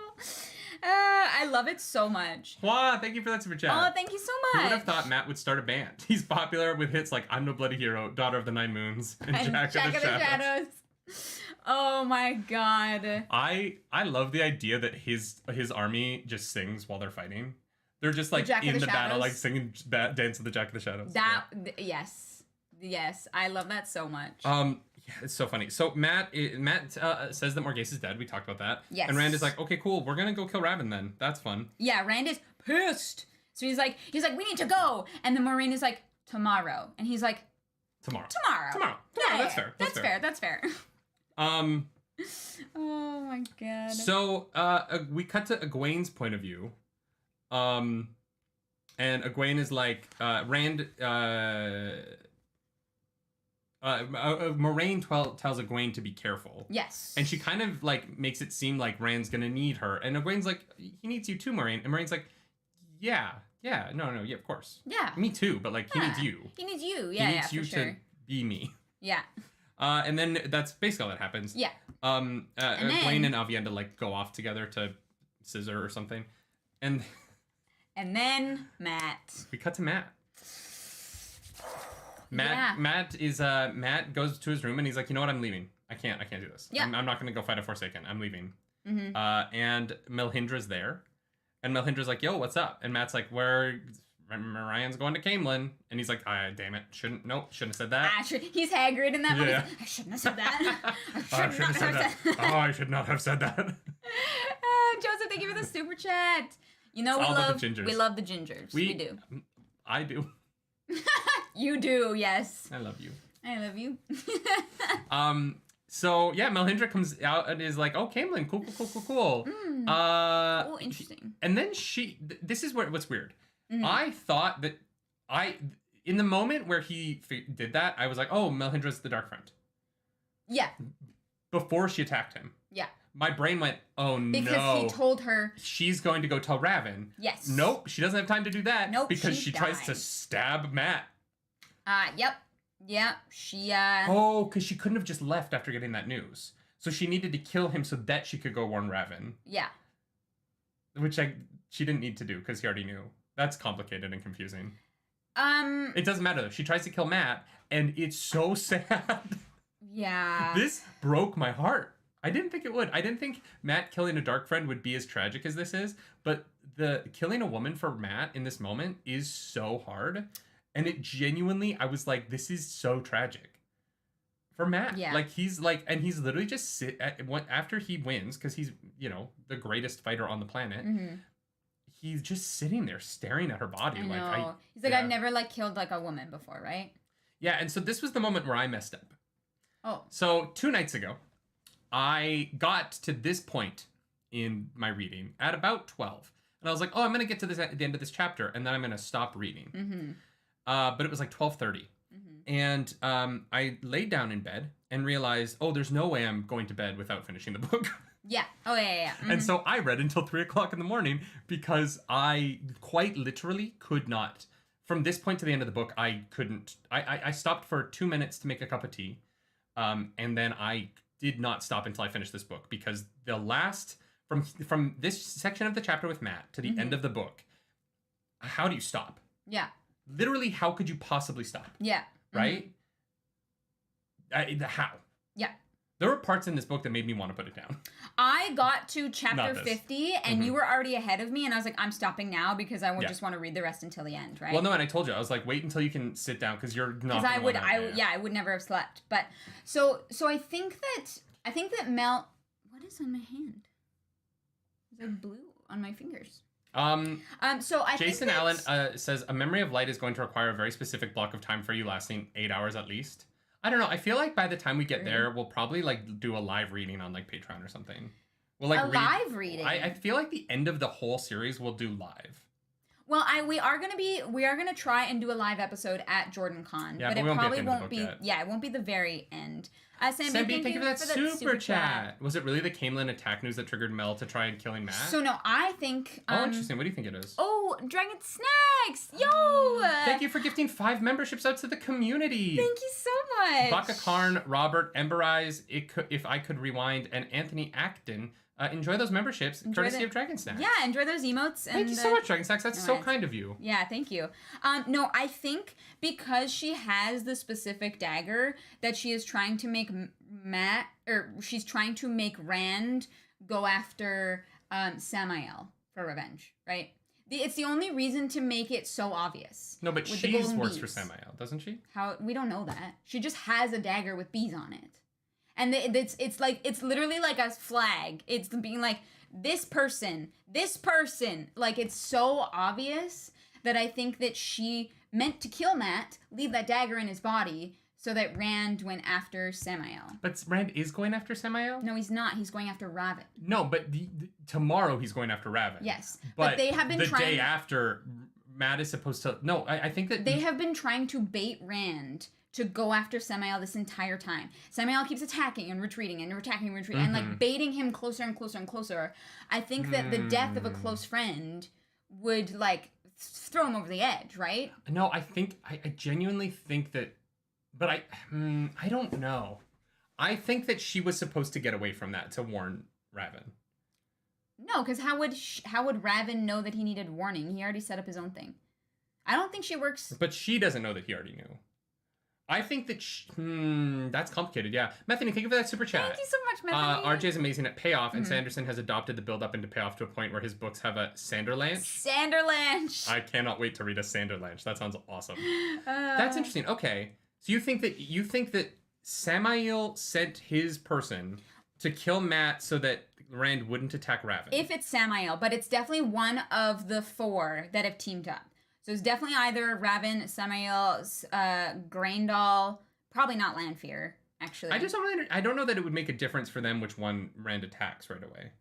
No, they are baiting Rand to attack Samael so that they can mob him all at once. Yeah. Right? They want him to come to them so that they can surprise him with all of them at the same time. But if Rahvin knows that Rand is coming to him and he's prepared for it, isn't it the same thing? He doesn't know Rand is coming to him. He has a whole army ready for it. So it says in the book that Rahvin had set up a ward because he didn't trust the others. He set up a ward in case any man channeled in the near vicinity. Yeah. And so Rand channeling in the near vicinity set it off. He didn't know Rand was coming. No, because he must have had those Trollocs there already, right? Like Yeah, he took over. His whole army is now working with Trollocs. They clearly have for a long time. Otherwise, these men wouldn't be like... It can't have been a long time, though, because in the middle of this fight, the men turn on the Trollocs and start fighting on them. Well, yeah, because they're like, we're losing. I'm not going to fight with these guys. Okay, like, what are they supposed to do? Sense. The Trollocs walk in, and your king is like, you're working with these people. Now, what the hell else are you supposed to do? I don't know. I feel like if the Trollocs had been there for a while, news of that would have gotten out. He's only been king for a short amount of time, right? And if the Trollocs are only in the palace... But then the Trollocs haven't been there that long. That's my point, right? The Trollocs can't have been there that long, or everyone would know that there were Trollocs in Camelin. Sure, but he still has his army. Omega White, thank you for that super chat. Omega, thank you so much. I'm really excited that you're getting to book 6, which is my favorite of the series. Everyone's Thank you for so the good excited times. for book 6. We're so excited. We're so excited. I'm excited to do the full book recap. I'm happy we have a week off of reading. Because book 6... I'm not. I want to know what happens. I know, but book 6 is so big. Yeah, that, yeah. I'm grateful. I'm really glad at the beginning of this we decided to do these weeks in between books. Because... book 6 feels like it's going to be a big thing. It feels like it's going to be massive. Yeah, and I'm glad that it's the summer. It's basically like until the end of August. Yeah, no, it's perfect. Our summer with the Lord of Chaos. Yeah, okay. That's either way is fair. Melindhra dies. I was more moved by it than I thought I was going to be. Well, because Matt is like, what? Like... And the Forsaken are after Matt now. Yeah. And he acknowledged it. He's like, you know what? I can't run away anymore. Yeah, they know that he exists because he's been too big and loud. He hasn't tried to be. He just literally keeps walking into situations. But the Summer of Chaos, it's gonna be nice. So we get to chapter 52. Rand wakes up and he's like, ah, man, I did not sleep well last night. But you know what? We got to go fight. Yep. Rahvin. Yeah, we got And Moiraine stuff is like, to do. or no, Aviendha's with him. And Aviendha's like, hey, all the ladies are gone. Yeah, the Maidens of the Spear just disappeared.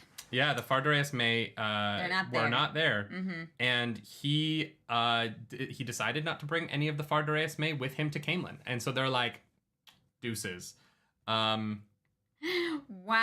Yeah. Uh-huh. Yeah. And so Aviendha mentions the Lady Colavera came. Mm-hmm. She's like, oh yeah, no, I spanked the shit out of that woman.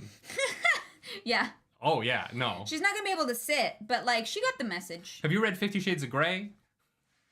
It's nothing compared to what I gave got. her 50 Shades of Red last night. Jesus Christ. And then Jason Derulo shows up. Yep. And he's like, Jason Derulo, Rand, can I please come on this mission with you? Nailed it. Jason Derulo. And Rand is like, you don't have to sing it, man, but like, but you don't have to sing your name in every one of your songs. We know it's you. Oh god. Says on my iPod. I just imagine him like sitting back, like playing the harp and just being like, Jason Derulo. But it's the only lyric. It's just him playing the harp and randomly he just sings Jason Derulo in every song. Yeah. And the Aiel are like, who the fuck is Jason Derulo? Jason Derulo? Weird. Asmodean's like, he's this guy from the Age of Legends, don't worry about it. Yeah, don't worry about it. I love the idea that Jason Derulo was famous among the Aes Sedai before the breaking. Oh my god. When Asmodean was just an Aes Sedai before he had fallen to the dark, they all listened to Jason Derulo. Yeah. That was like the hit in the White Tower. Yeah, absolutely. Oh my god, that is fantastic. Nemsi says, who the fuck is Jason Derulo? I'm as confused as the Aiel. If you watch Cats the movie, he plays the Rum Tum Tugger. Don't watch Cats the movie. Please. My favorite way to describe Jason Derulo, if anyone is like, who's Jason Derulo? I'm like, if you watch Cats. Oh my god, Joseph, thank you for that super chat.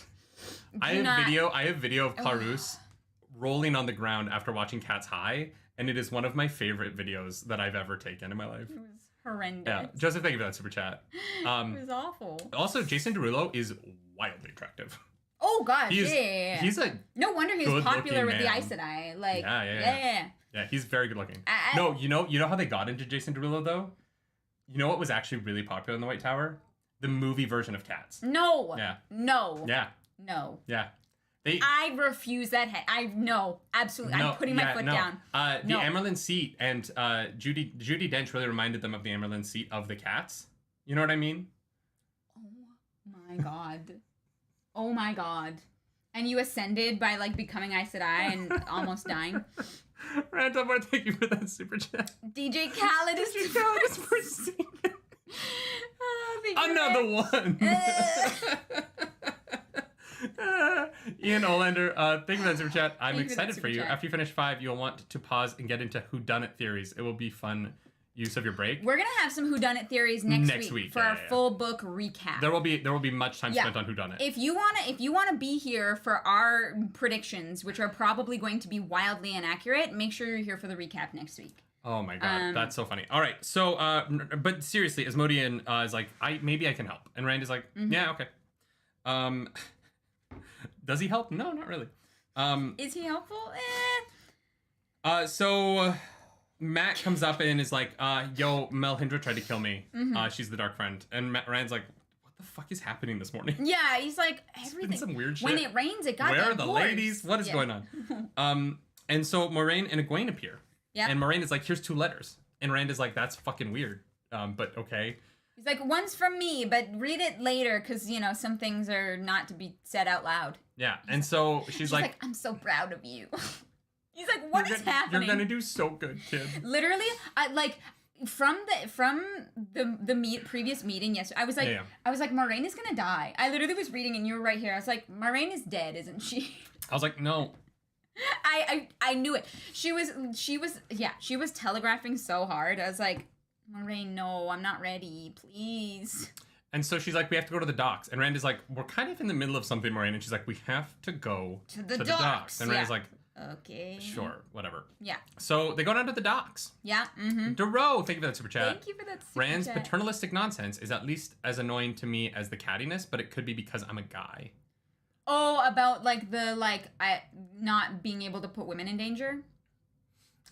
I don't find it annoying. I find it interesting. Sure, yeah. I find it like it's an integral part of his character, and I think it's used well. And I think that he has to learn this lesson. I think that it would be annoying if he never learned his lesson. I think what makes it not annoying is the scene that we'll get to at the end of this chapter with Sulin. Mm-hmm. That breaks the annoyingness of it because Rand gets there a little bit. You know what I mean? Yes, he gets it. Yeah. So and you know what? You know why I'm more okay with that is because Rand is self-aware of it. Yes. He knows what he's doing. He just can't stop himself. Yes. It would be different if he was like, no, I am putting women in danger, and he wasn't. That I would find that more annoying. Yeah. Yeah. It's him. He knows. And so down at the docks, Kadir is like still here for some reason. I don't really know why he didn't run away. I would have run away. Well, because the Dark Friend. Yeah, he has new orders. Lanfear is like, hey, you're. Because she came to him in a dream. Yes, he's terrified of Lanfear, so of course he's not going anywhere, right? Yeah, and so he's like, I don't know what's going on, but he goes into his wagon, and Keel's there, and he's like, what the. How are you alive? Yeah. What? How did you survive the waste by yourself? And then he like looks away, and then he looks back, and it's Lanfear, and he's like, "Oh my god, hi!"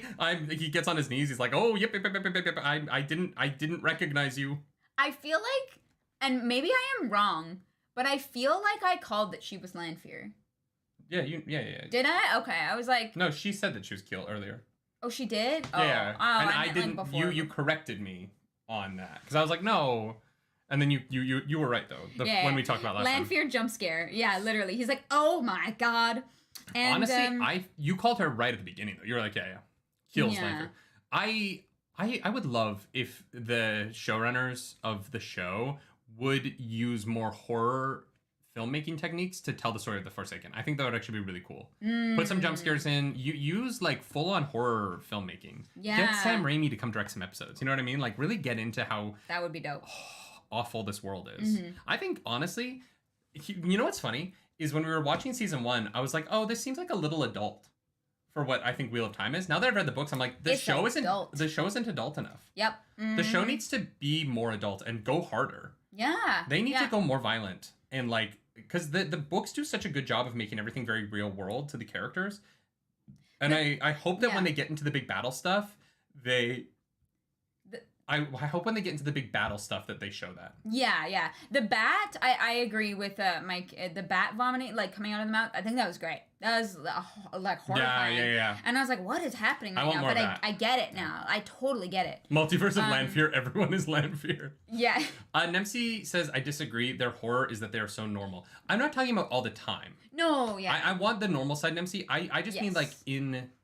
It makes them scarier if they have both sides. Yeah, well, and like when the Forsaken scene where they're in the dark, when Brigitte and Nynaeve are looking at them in the darkness on the chairs, like that scene should be just dripping with ick. Yeah, you know what I mean? It should be wildly uncomfortable to watch the Forsaken in their home. Yes, right. Yes, That's the kind of stuff where I want there to be more horror stuff. I don't want it to be constant. I just think like at times they should go really hard on the horror. Yeah, I agree. I also agree with Ellen. The real Lanfears were the people we feared along the way. I love that. That's S tier. Yeah. So Lanfear. So Kadir is interrogated. Yeah, Lanfear's like, tell me everything, and then we cut away to Rand. Rand arrives at the docks. Yeah. And he's like, what are we doing here? And Moraine's like, oh yeah, we have to go to this wagon. And he's like, okay. She's like, it's here somewhere. It's here somewhere. Don't worry about it. So then, I thought this was going to be the big battle at the end of the book. I did not realize there was going to be another chapter. Also, this episode might be a little bit longer. It's fine. Yeah, we have time. We have to go to Anime North, but like we have a convention that we're supposed to be at right now. But we would rather be here with you. The wagon that Kadir's house on wheels explodes, which I imagine looks like the Baba Yaga house. With the chicken legs, but without the chicken legs. It blows up, showering people with shrapnel, like takes people out. Yeah.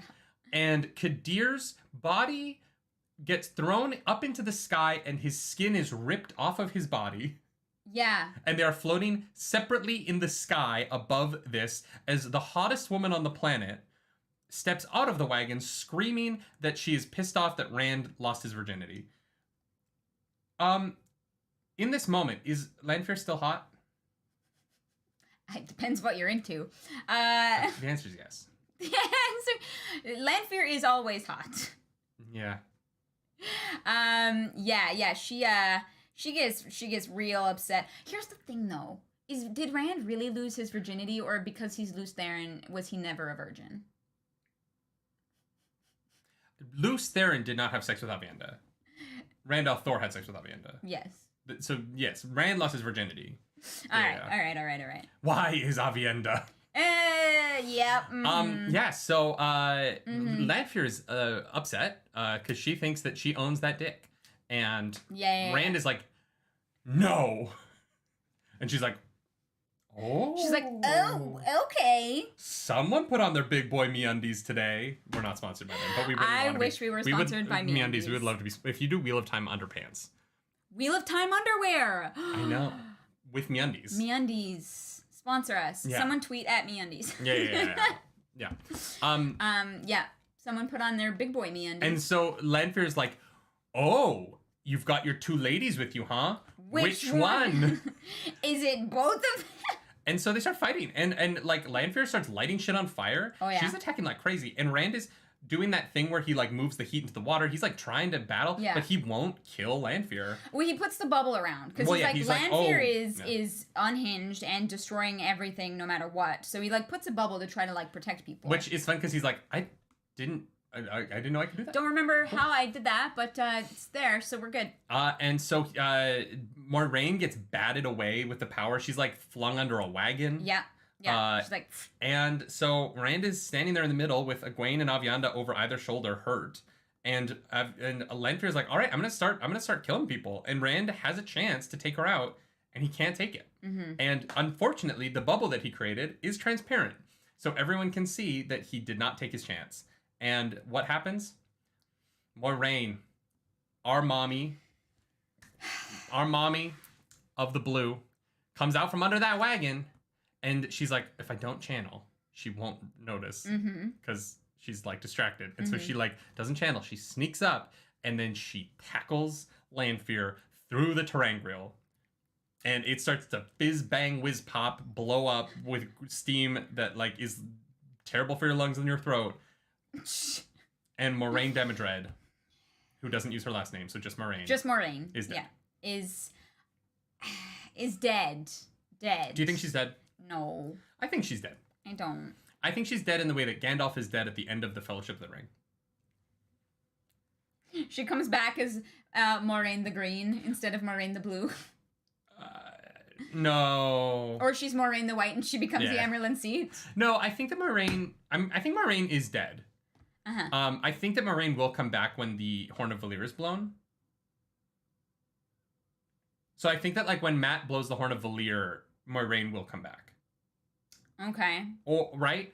But I don't think Moiraine... I don't think we're done with Moiraine, but Moiraine is dead in the sense that her oaths and connections to the world are severed. Yeah, so... when we get Moiraine back, I also don't think she'll be... I do not think that she'll be held by the Three Oaths anymore. Here's the thing. I don't know if we're getting Moiraine back in this world, but I think that Moiraine exists in that other plane of weird vampire elf thingies. So that's why I don't think she's dead in our world, but I think that she exists in this new world in a way that is like that we don't fully understand. But when Matt went there, he didn't die. No, but you're not allowed to like channel in this place. Like we know that there's some weird oath promise thing that happened, and so because they go in and Lanfear is channeling, I think that they are that breaks something in that world somehow. And I don't know if Moiraine. I like the idea of the Horn of Valyr. That is very cool. But I think that we see Moiraine again, but it might be in like this other plane, and she can't leave it. Yeah, I'm excited. I'm excited to because obviously we can go there. The mods are sweating right now. I'm so sorry. Guys, don't confirm. No spoilers. There's still a doorway to that plane. Yeah. It's just a different one. So I think that I don't know. There's maybe several, I think, honestly. Do you think that do you think that Lanfear gets wishes from them granted the way that Matt did? Lanfear does? Because I don't think Lanfear's done. No. I don't think this book kills 3 Forsaken. No, I don't think Lanfear is done either. But no, she definitely doesn't get wishes. She shows up channeling, which is like against their like rules or whatever. Yeah. But I think Lanfear is more familiar with whatever this plane of existence is, and she is able to escape maybe through Tel'aran'rhiod. Okay. Yeah. Yeah, But, it's a great scene. I really enjoyed great. this. But it definitely. I don't think Moiraine's dead. I don't think we'll see her for 2 books. Yeah, well, she's not coming back for a while, but I think we will see her again. I have a feeling Lanfear will show up first, and then Moiraine they'll find that Lanfear coming back will be the impetus for them to try and go get Moiraine back. But it will be a different Moiraine. Honestly, the Horn of Valyr is a cool idea. Yeah. I do like the idea of it.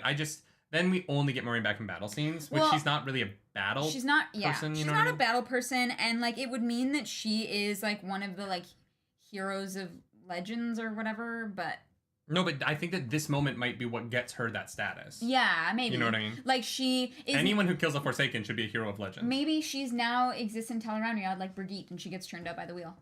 Yeah, maybe. That would be what happens if she's on the horn, right? Yeah, exactly. So that's it. That's the chapter. Yeah. Chapter 53. We get Rand kind of losing it. But Lan comes up to him in the aftermath of this. Shield bubble comes down, and everyone's just kind of stunned. Egwene is really hurt. Yes, Egwene can barely even stand. But Aviendha's good enough to go. And so she's like, let's go. And Rand's like, let's go. And I was like, wait, they're still going? I would have figured they would have put the whole Rahvin thing on hold, considering, like, rest up from this fight. Well, but on the other hand, something crazy just happened. Now would be the time to get the advantage of surprise if they had spies that could communicate immediately. So, I see both. Yeah. So he's like, Lan, I'm so sorry. And Lan is like, no, we kind of knew this day was coming eventually. I gotta go. And Rand's like, what? Yeah, he's like, what do you mean you're leaving? It's like, I don't know. Moiraine did something, and I have to go find someone. Yeah. Can you tell Nynaeve that I never want to see her again, and that I'm bad. I'm a bad boy. That I'm bad to the bone. Yeah. And Rand is like, sure. And Lan is like, also, don't love anybody ever, and be alone. Yeah, be alone, because that's what men like us deserve. And I was like, so naturally, Moiraine sent him to Nynaeve, right?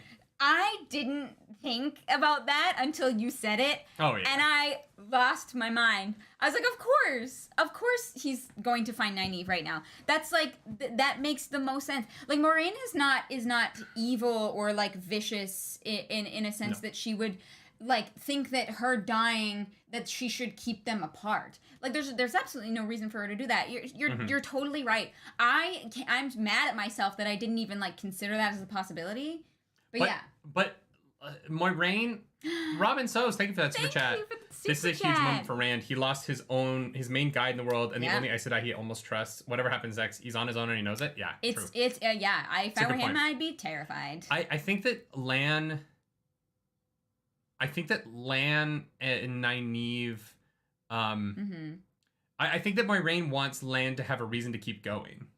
Yeah. Right? And I think that by sending his bond to Nynaeve, it's like the emotional connection that keeps him going. Yes. Yeah. It gives him a reason to live, right? And she knows that nothing short of that is going to do anything, right? Lan is who Lan is. Yeah. And yeah, I think he's going to Nynaeve, which is very cool. Samantha A says, except that a non-Aes Sedai aren't supposed to have warders. I don't think that Moiraine gives a shit about the rules. Yeah, I don't think so either. I do not think that Moiraine gives a crap. People are saying that it's Morel. Who's Morel? They talked about it in one of the earlier books, where she's like, "I'll give you to Morel or whatever." But I like just because Moiraine set that up 3 books ago doesn't mean it can't be changed, right? Wait, so Lan is going to some random woman we've never spent any time with? No, I think Morel better be fucking great. No, because if he's not going to Nynaeve, I'm gonna be pissed. I think Lan is being sent to Nynaeve. I think that Moiraine maybe didn't set that up initially at first or lied about it. Chat does not disagree. Chat thinks that that is not happening. No, I think Moiraine changed her mind because otherwise that would be silly. I You need to give Lan a reason to live, and she knows that. Moiraine is smart. All right. Yeah. Well, Lan leaves, with some terrible advice. And terrible advice, yeah. Yeah. So Rand goes into a building. He's like, I need to be alone. Yeah. Mm-hmm. I need to read the letter my mommy wrote me. And he sits down with the letter. And it's a beautiful little letter where she's like, so in Ruidian, I found out I was going to die. So I embraced it. And I hope that you're good. Deuces. Deuces. If you're reading this, you're in the best version of the 3 possible ones. Yeah. Because the other ones are you became Lanfear's little sub boy, or you died. So if you're reading this, the best thing happened, which is that I am dead, which is a tough letter to write. I really hope I never have to write that letter to anyone. Yeah. Mm-hmm. And so Rand is like, man, sad boy time. You know what I mean? Yeah. And Sulin comes in. And it's like, yo, motherfucker. And he's like, what? Hey, where were you guys? Yeah, why weren't you here? And he was like, because. And she starts breaking her spears. And she's like, you think. And she's broken too. And he's like, oh my God, what's happening? What's happening? The women can't fight. And he's like, no, I know women can fight. You can come with me. I'm so sorry. He's like, I just can't put women in danger. And she was like, this is my life. Yeah. This is what I want. This is who I am. And you are taking that away from me. Yeah. You are preventing me from doing what, like, from spending my days and my life and my time and who I am because of some idea that you have that, you know, that I need to be protected by you. She's like, absolutely not. Yeah. Yeah. Yeah, it was a good moment. Oh, it's fantastic. It was a great can't wait to find out who they cast as Sulin for this moment. Yeah. Because this is going to be a great scene. Yeah, no, I agree. And Rand needs to come to terms with that. Like, he can't play favorites. Yeah. Right? He can't try and dictate, like, who's doing what and how they, like, and who wants to risk their life or leave or whatever it is, right? Like, 100%. And it's such a good moment. Meth, anything about Super Chat. Suddenly, Robert Jordan can write women. You know what? He's pretty good at writing the Aiel women. Yeah. He's not really good at writing the Wetlander women. Yeah, I'll agree with that. Yeah. Mm-hmm. Sulin's great. I can't wait for more Sulin. Before she comes in, we should mention Moiraine knew that Jason Natil was Asmodean the whole time. Yes. She's like, be careful. I get it. I understand. She also says, be careful. Don't trust any Aes Sedai. Yeah. Including Varen. I was like, okay. So Rand is basically like, all right, fine, you can come. I will bring the Fardaris Maid to this fight. You guys can fight now. Yeah. And Sulin is so overjoyed that she feels pleasure. Which was, I understand that that's not what Robert Jordan meant when he used the word pleasure, but the way that I read it the first time, I was like, hot. Okay. And so then Rand goes outside, and they see that Sulin is still holding an unbroken spear. There's just a line of Fardaris May as long as I can see. Oh, they were waiting. And they all look like they're feeling pleasure. And so Rand is the first man to pleasure multiple women at the same time. No, he's not the first. Okay. I'm sure Rurark is good with both of his wives. Rurark seems like he knows what he's doing. What? Just casually applying.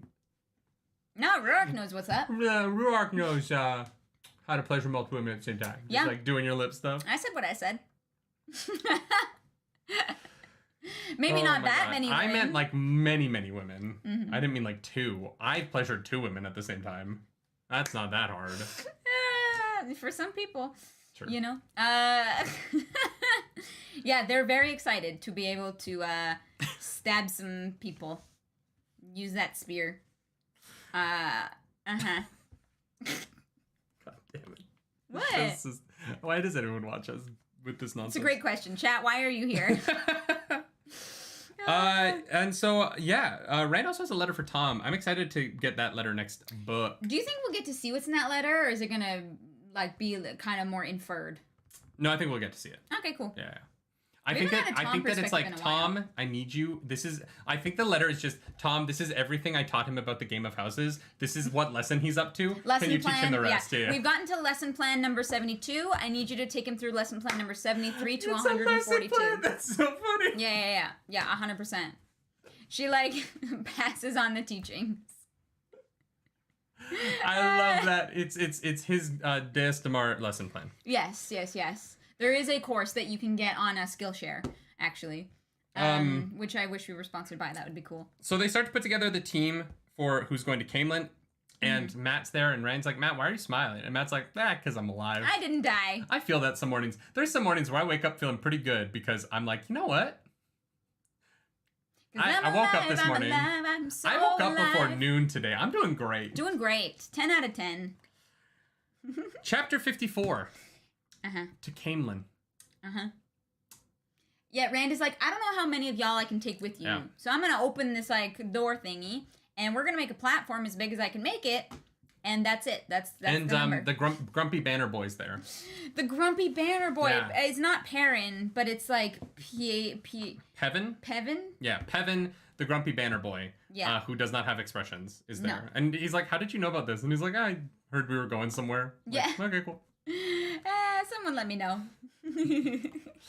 And so Rand is like, all right, everyone, I'm going to open a thing, and then we're all going to step on it.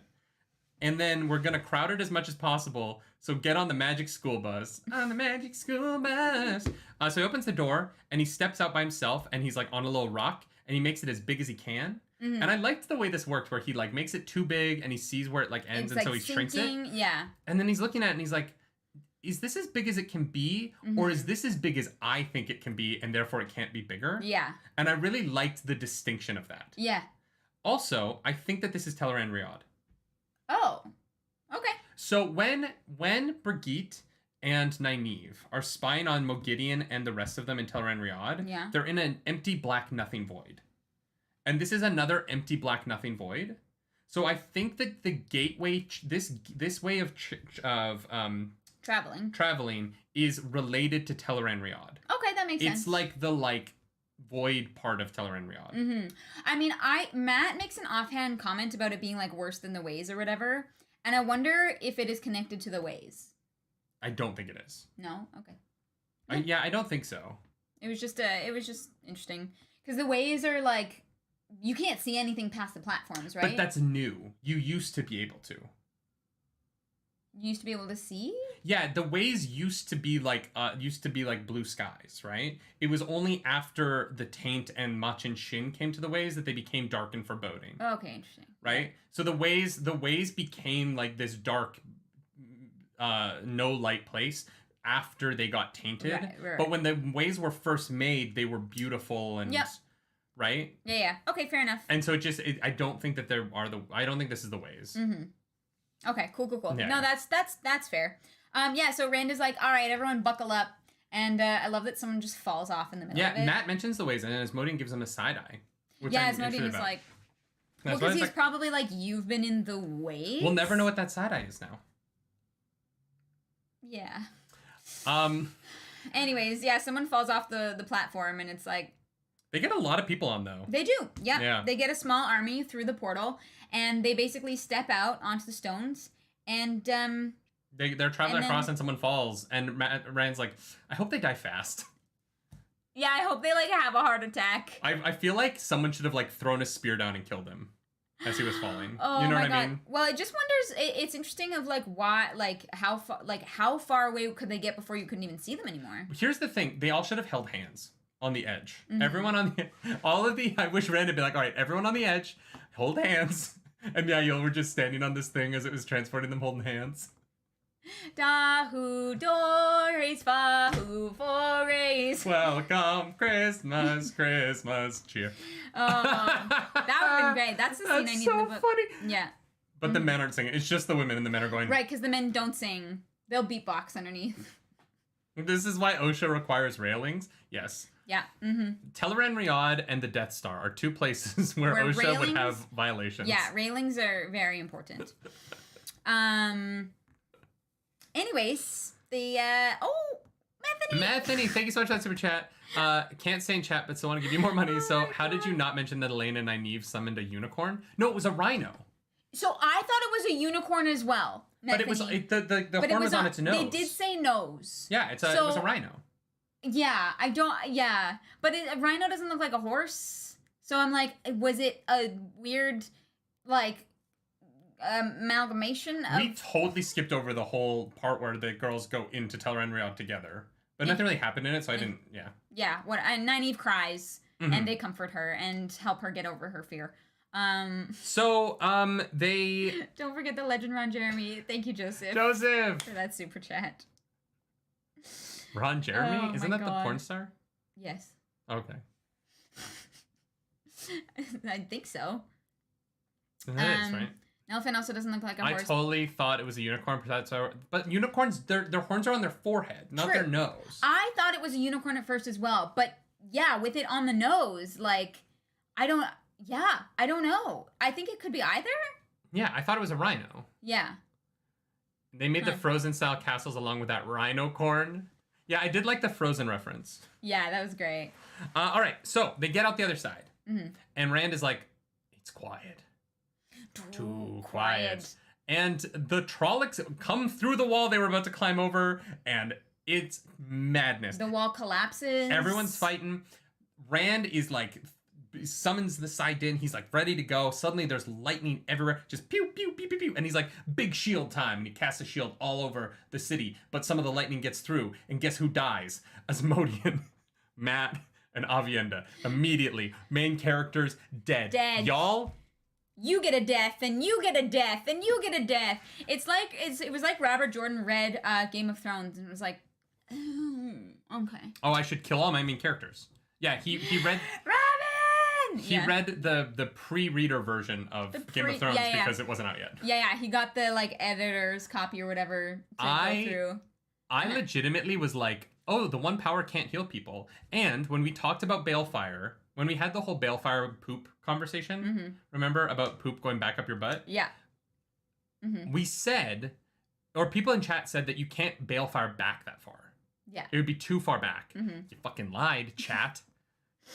So, okay, I read this. Well, actually, it might not have been that long, because time in Tel'aran'rhiod travels differently. Yes. So it might have only been a second. Yes. That's interesting. When I read this, I did not realize that they were dead. Yeah.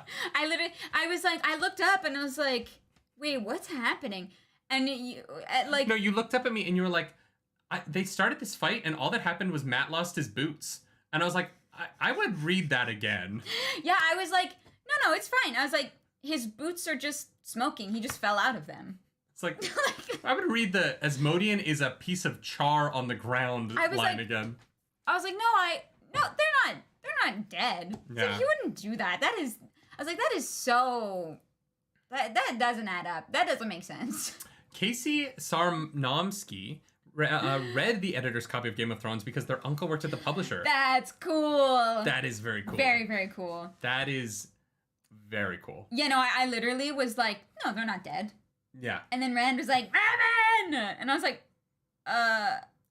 So I was upset because I was like, Rand has 3 lovers, but not at the same time, was what I thought this implied, was that Aviendha was his first. I was pissed. I was like, there's no way. I literally was like, there's no way. They're not actually dead. There's something, I was like, something is happening. They're not dead. Turvok, thank you for that super chat. Super chat. One of the first Game of Thrones books had a Robert Jordan accolade on the cover.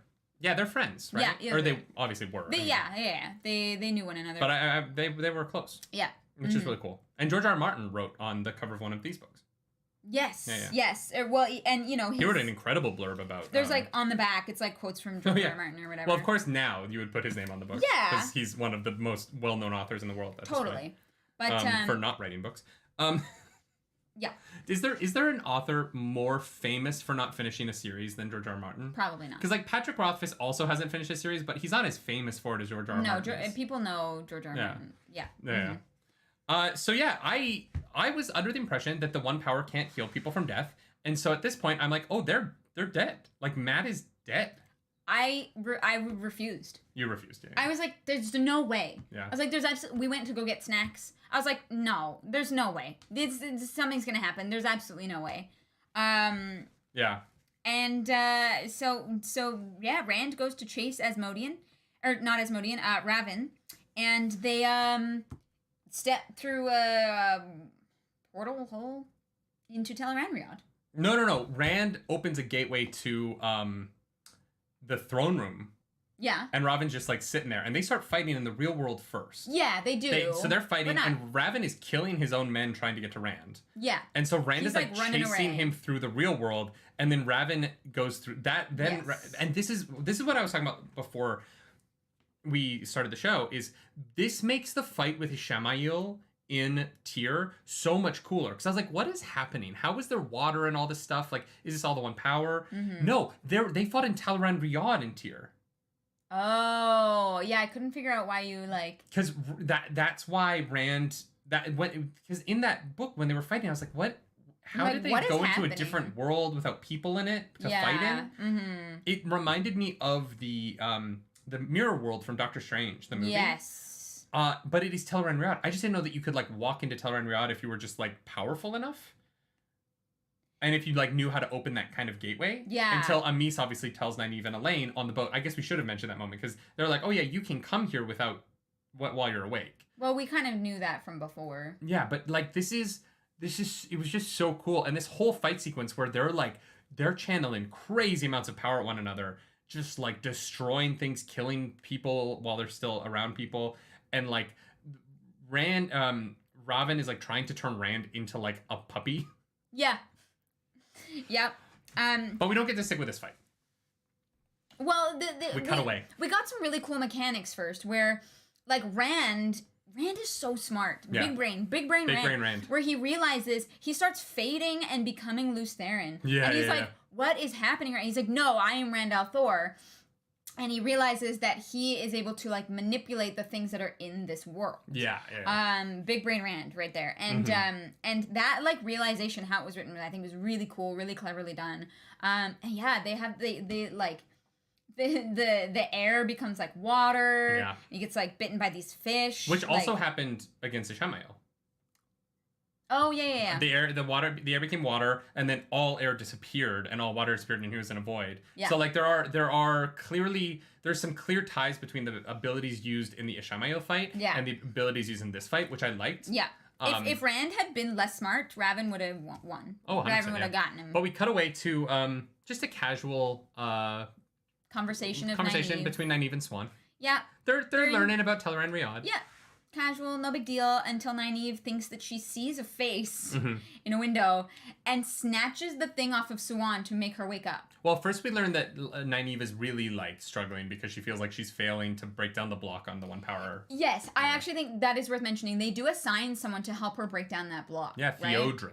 Yeah. Who was also a Wilder. Yeah, and is actually like really like being helpful and being like a supportive person and not like beating her up when she doesn't do it right. Yeah, and I like Nynaeve and Siuan fist fighting and like wrestling on the ground. Hot.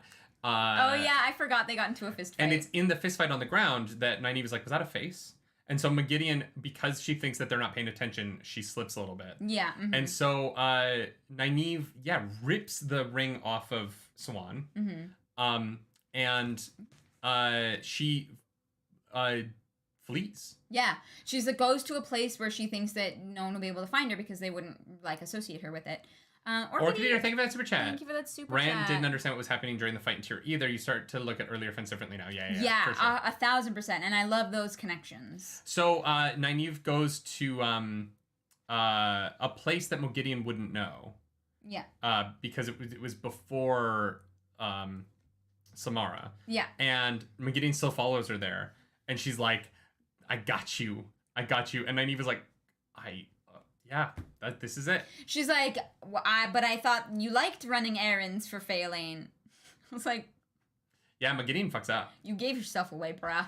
Bruh. You fucked up. And so, just when you think, Nynaeve's done for, Birgitte, back in the dream world. Guys, Birgitte is the MVP. Birgitte is back in the dream world, and Moghedien is like, well, I've dealt with Nynaeve. I'll deal with her later. And she turns to Moghedien, or she turns to Birgitte, and turns her into a child version of herself. Yeah. Horrifying. Oh my god. You caught me monologuing. This very much is when you caught me monologuing moment. Yeah. And Nynaeve is like, please don't hurt me. Please, I beg you. And she like crawls over. She's like, please don't hurt me. And then the most shocking part of the book for me. Boom, boom. Adam. Yeah, she channels an Adam onto Megideon in the dream world.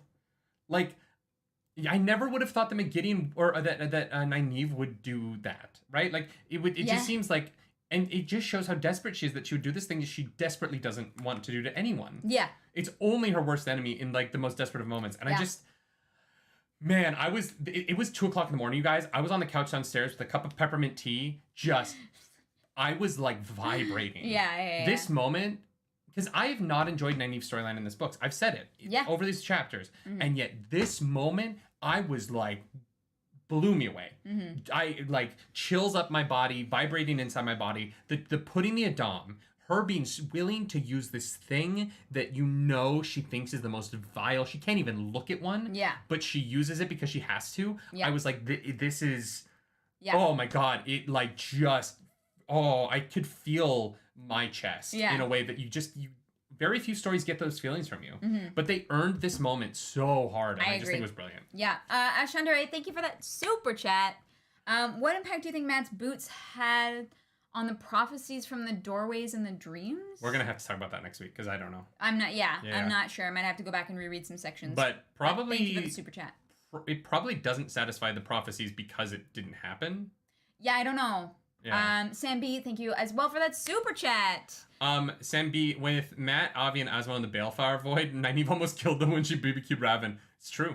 I mean, she would never have realized that, but yeah. She would have no way of knowing that. Yeah. And at this point, Rand wouldn't have known that she did that, because Rand doesn't know that it's possible to bring them back, right? Yes. But yeah, so Nynaeve puts a collar on Megideon and is like, we should go to Andor. Yeah, well, because she interrogates Moghedien, right? Mm-hmm. She's like, what's the plan? And they're like, well, they're trying to bait Summerhaj, but he's going after Rahvin. Oh, yeah, no, I know. But Nynaeve is like, all right. So let's go help Rand. Let's go. Yeah, they're like, let's... I hope it's happening right now, and that the way time works in Tel'aran'rhiod Riyadh lines up. Yeah, timing was like a little bit convenient, but honestly, it was so cool. I was here for it. All of it. Also, great. I love she channels Brigitte back into her body. Yes. She's like, Brigitte, I got this. Well, go she back. doesn't like channel. She imagines it. Oh no, she doesn't say Brigitte, go back. Brigitte only drank enough of the tea to fall asleep for like a short amount of time. Yes. And I was like, that's not really how like sleepy time teas work. They put you to sleep, but there's not like... It's not a sleepy time tea though. It's literally a concoction that she made. Like a sleeping concoction. But you don't wake up immediately from those. Yeah. She made it seem like there was a timer on how long she was going to be asleep, and I'm like, it's very accurate. But yeah, she doesn't like channel. There's no end of the medicine where it forces you awake. Yeah. That's what was weird about it to me. It's convenient. Oh, my sleepy is running out. But yeah, she's not channeling. She's just imagining these things and making them so, right? Yeah. No, she's channeling. No, she's not. Through Megideon. Yeah, she is. She can only channel. She is channeling to keep the connection, the spirit connection to keep herself in Tel'aran'rhiod. But once they get to Caemlyn, she uses Megideon's power. Through the Adam, she forces Megideon. She basically channels by forcing Megideon to channel in Tel'aran'rhiod. Yeah, she does channel. But affecting Tel'aran'rhiod is your imagination. It's not channeling. It's both. You can channel in Tel'aran'rhiod, or you can do that. But you can't do both. Yeah, you can channel in Tel'aran'rhiod. Rand is channeling in Tel'aran'rhiod. Well, yeah, but he's also there physically. Yeah, but no, they've said that you can channel in Tel'aran'rhiod before. And you can do the, like, dream affecting thing. There's both of them. Yes, but, like, the Adam and the Brigitte thing is Nynaeve imagining them back to what they are. Yeah. For Brigitte it is. But in the fight with Rahvin, there are moments where Nynaeve says that she's channeling. Yeah, they do channel. Yes. But, okay, you're making it seem like you couldn't channel in Tel'aran'rhiod. No. I'm saying that, like... The Brigitte thing isn't channeling, though. Yeah. But, like, Nynaeve is, like, weaker right now because she has to keep this, like, spirit connection to her, to her Angriel. That's the word. Yeah. Yes. Yeah. So she's not as, like, powerful. So that's why she's using Moghedien's channeling abilities later. Jason Allen brings up a counterpoint. Moghedien should know the rules better. The Forsaken are nerfed way too much. It's dumb. Nynaeve isn't even supposed to have the Dream World as her buff, while Moghedien is. It's bad storytelling. I think it's not about Moghedien not knowing the rules. I think it's that Moghedien is so distracted with Brigitte that it gives Nynaeve an opening. Yes, and I don't think that, like, does Moghedien even know about the Adams? Does she know that that Probably is a thing not. that exists? She would know that they exist, right? Right, like, it's one of those instances where, yeah, it's her own hubris that allows Nynaeve to get close enough to be able to do anything about it. Mm-hmm. I agree. You know, Moghedien done fucked up, right? Mm-hmm. But once the thing is on there, she can't do Yeah. anything. She's broken and she knows it. I think it's one of those things where, because I've been wrong about this in the past, I thought the Forsaken were like aware the entire time of the world, but they weren't. They woke up. They just woke up recently. And so I think that Moghedien doesn't. Yeah, the Adams being created after Moghedien was aware of things. It's a blind spot in her memory. Yeah. I think she thinks there's nothing. I think she thinks that Nynaeve is going to try and like physically change her body with the power of Dreamworld, because that's what she does, right? She physically changes the person, which you can fight by like being stronger in the Dreamworld.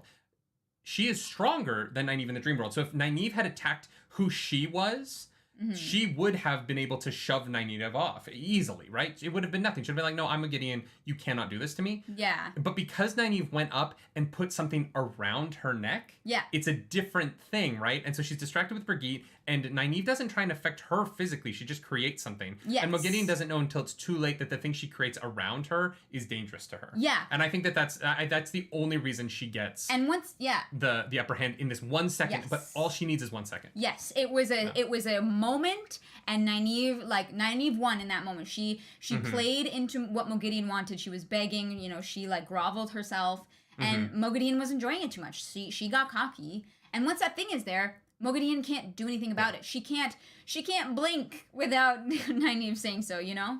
And so, Berger says if Mogi didn't know what the Adam does, she wouldn't accept it as reality. Okay, so she knows. She doesn't. No, she doesn't. She doesn't have to accept it as reality. All that has happened is Nynaeve has to accept it as reality, right? I guess if Nynaeve understands how it works, then.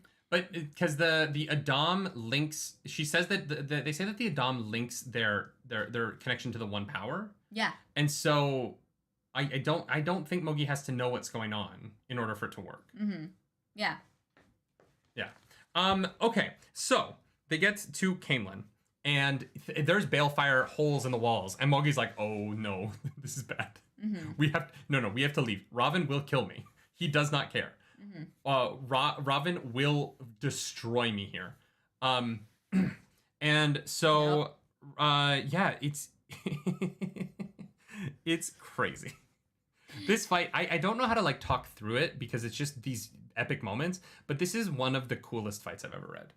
Yeah. It doesn't have I still think the Battle of Emond's Field is my favorite chapter of Wheel of Time so far. For sure. But this is definitely second for me. This fight is unbelievable. The way that the flickering happens when the balefire hits a place, it's just such a cool concept. Yeah. I was like, oh, that's really fascinating because they're in Teleran Riyadh, and it's like you can't like.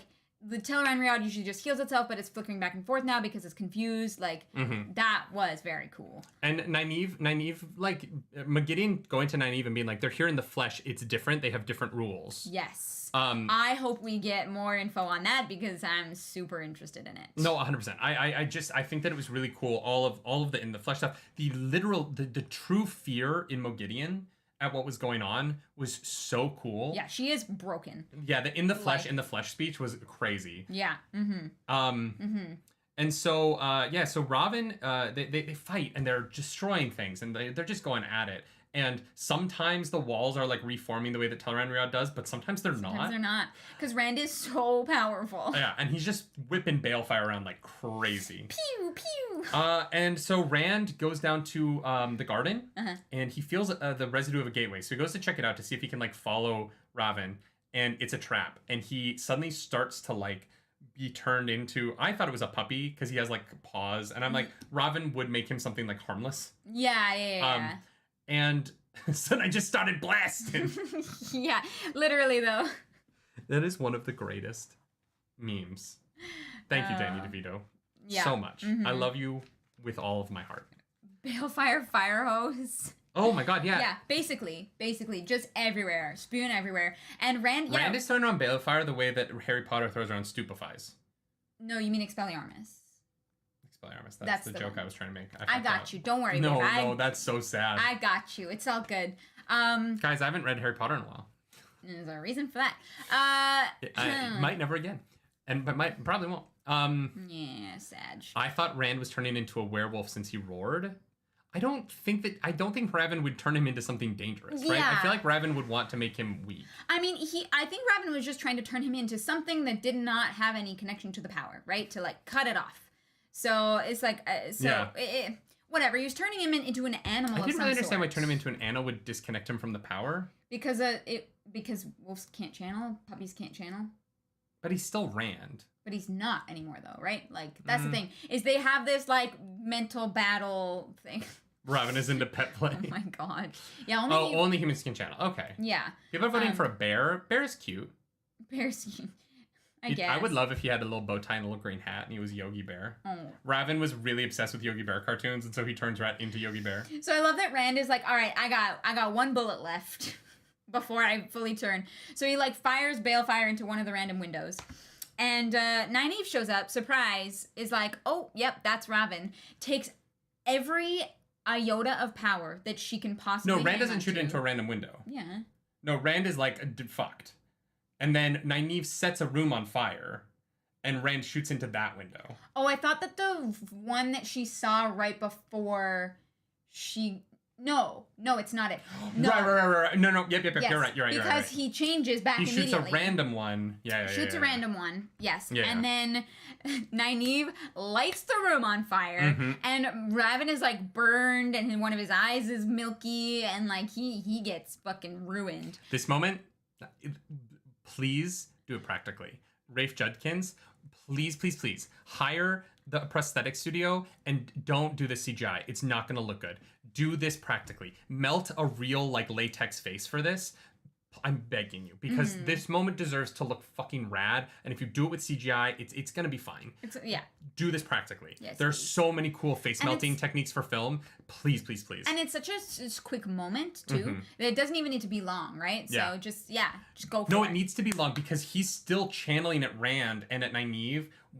Like he's still standing despite the fact that he's melted. That's why I don't want it to be CGI. If it was a quick effect and then he was blasted and it was over, but he has to turn to Rand melted and still be going at him. He's not dead yet. That's why it needs to be practical so that it can move. He is not yet dead. Yeah. There are practical ways to build this like face and suit. I really need this to be cool. Yeah. Because this is so rad. Because she burns the skin off of his body, and he is still, despite the fact that he has been burned alive, he is still standing, wielding the power with the force of a Forsaken. It is so rad. Yeah. It is so cool. And Rand sees his charred, disgusting face. And he's like, pew. And just blasts him so hard that the people that he killed come back to life. Yes. Which means that Egwene's tears are balefire. Egwene's tears are balefire. Egwene's tears are balefire, y'all. We figured it out. That is the thing Rafe Judkins wanted us to know this whole time. Well, she does know what balefire is in her like Terangrial trial thingy. So Marisu, I hope he yells Kamehameha. That would be too good. It'd be too good. Yeah. Kamehameha. Yeah, so Nynaeve is like, Rand, you need to leave. You can't be here in the flesh. And Rand is like, okay, bye. Also, Lan says he loves somebody else, so see you later. Oh, and tell Elayne that I move on. Yeah, tell her I don't want her. It's like, tell her I found something else to love. Yeah. Yep. Yeah. And then Rand leaves. Nim says technically the people he killed never died. Okay. Turbok, Dragon Ball Z, thank you for that super chat. So, how far back can you balefire someone? We have a few questions here that we've already discussed a little bit, but how far back can you balefire to save someone's life? Because then wouldn't balefiring anyone who kills anyone be the way to go, to just in the off chance that it saves the person that you love? Yes. However, only a very select few people know how to use balefire, and Rand is the only one probably strong enough to do it back more than a few seconds. Sure, but shouldn't Rand balefire everybody then? So that to save the Aiel, to save, like, shouldn't Rand just be going around balefiring everybody? I mean, he kind of was in the palace. That's true. He was just using balefire. But here's my other question. So if someone is balefired away, say someone is killed. So say you kill me, and my mom wants to save my life, and she knows how to use balefire, and she balefires you. But someone else wants to save you. Can they balefire the person that balefired you? Would that undo the first balefiring because it wouldn't have happened? Or can you unbalefire a balefire? I have no idea. Right? Because if balefire can undo an action, can it undo a balefire? That would would that redo the first action, or would it unbalefire the first action? That would be like, here's the pattern. I'm gonna pull a thread, and then I'm gonna pull another thread, and then I'm just gonna burn a hole through the middle of it. But does pulling the second thread replace the first thread? No, I don't think so. I think if you pull the thread out of the pattern, it's gone forever. Which is why there's going to be some dire consequences for what happened. Fudgy Vamp says, Robert Jordan said you could unbalefire a balefire. Okay. Oh my god, that's so confusing. I don't know. Some people are saying that balefire can't undo balefire, so I don't know. But if you, but here's the thing: if you balefire the person who balefired, then they never balefired, so the pattern was never balefired in the first place. But I don't think you can undo the pattern ripping. Right? When they come back to life, I was a little upset. I like that they're alive. I called it. But it kind of just made me be like, oh, so Rand can bring people back to life then. I called it. You did call it. I did. 100%. Yeah. But Rand can bring people back to life then, right? Technically he did, yeah. This opens up a lot of questions, y'all. But that's why this is the problem. It is going to have horrendous consequences. There's going to be a big problem. What comics is Balefire PEMDAS? I don't know. That is. It's the order of operations in math. Oh. Parentheses, multiplication, division, addition, subtraction. Sure. When you have an equation, it's the order that you... I'm bisexual. That is so funny, Clud Complex. That is... Oh my god. What is the PEMDAS on Balefire? I god. Don't know. Yeah, no, there's going to be real problems with this whole thing that happens. The problem is everyone keeps saying that Balefire is dangerous. At some point, we need to see a consequence for it. Otherwise, Next book. You think so? First half of the next book, definitely. Okay. Consequences. Cool. I think so. All right. So Rand goes back, finds everyone alive. He's like, "You're alive," and they're like, "What do you mean? Why are you being weird?" Yeah. Why are you being so weird? Gosh. He's like, "Oh yeah. Okay. Asmodean kind of figures it out though, because people are like, "Wait, we saw you dead." Yeah. Weird. And Asmodean's like, Interesting. Yeah. Back with Nynaeve. Nynaeve is like, "Wait, how did you know about Foul Lane?" And she forces Moghedien to drink fork root tea. And they go back. Salidar. Yeah. I'm very excited for that in the next book. Yes. That'll be fun. Yeah. The next book is literally going to start with Nynaeve being like, so Moghedien is here. We just have to go find whichever of the three ladies is asleep. Yeah. And the other two are Blackaja. So how do they deal with her, though? Do you think they kill her? Do you think they put an Adam on her? I mean, they have one. I know, but like... So do they go that... Do they still her? Do they still Moghedien? Probably. And does stilling Moghedien take away her ability to go to the dream world? No. Right? So that's a problem. Yeah. Moghedien being able to go to the dream world is a problem. So that they can't... is a problem. If they just still her, that's not enough. Right. And are any of them powerful enough to still a Forsaken? Well, if they linked, I think they would be. Yeah, yeah. They can. I'm sure that they can still her. Yeah. But yeah. I don't actually know what they're gonna do about Moghedien. Maybe we'll make some predictions next week. But but I think that's gonna be like the first thing we deal with. No, the first part of the next book is gonna be like the wheel weaves as the wheel wills. Thousands of years have passed. Blah blah blah. But then once we get past that 2 pages. Cloud Complex says any predictions for which woman it is. I think it's the Hunter of the Horn. Yeah. Because the healer is obviously the Yellow Aja. Yeah. What's her face? And I just think it's the Hunter of the Horn. Yeah. I don't remember the other two, to be honest. So then they get to we go back to Andor, and Rand is kind of chilling. He's recovering from his big battles. Yep. He fought 2 Forsaken in one day. And they're all chatting. Fael's dad shows up and is like, "Yo, my queen wants to work with you." And Rand's like, "Dope, let's set that up. My people will contact your people. Have a drink. They have a drink." And he's like, "Here's the thing, though. We need Mazrim Tame." And Rand is like, It's like, actually, on his I have tier a list. plan. On his tier list, Nerdy Knightley said that what he wants to see in the series is for Rand to collect male channelers to teach them like a school. And so because Nerdy Knightley wants that, we're gonna do that. And I fucking called it. You did. I called it so hard, Yeah, chat. if you haven't watched that video, I fucking called it. You did. Rand is gonna collect the boys, and he's gonna make a team of the boys, and we're gonna watch some of them go crazy and some of them not. This is like not quite as good as you calling the whole Aiel thing. That is still the best prediction on this channel, but like I'm proud of this one. Yeah. No, it makes sense. I'm proud of myself. It makes total sense. It's so cool. I want it so bad. Well, he was like, we're not gonna have enough time to go mad. That last battle, or not the last battle, sorry, that's Nerdy's so proud he got something right. Not the last battle is C.S. Lewis. Arizu Kashefapur?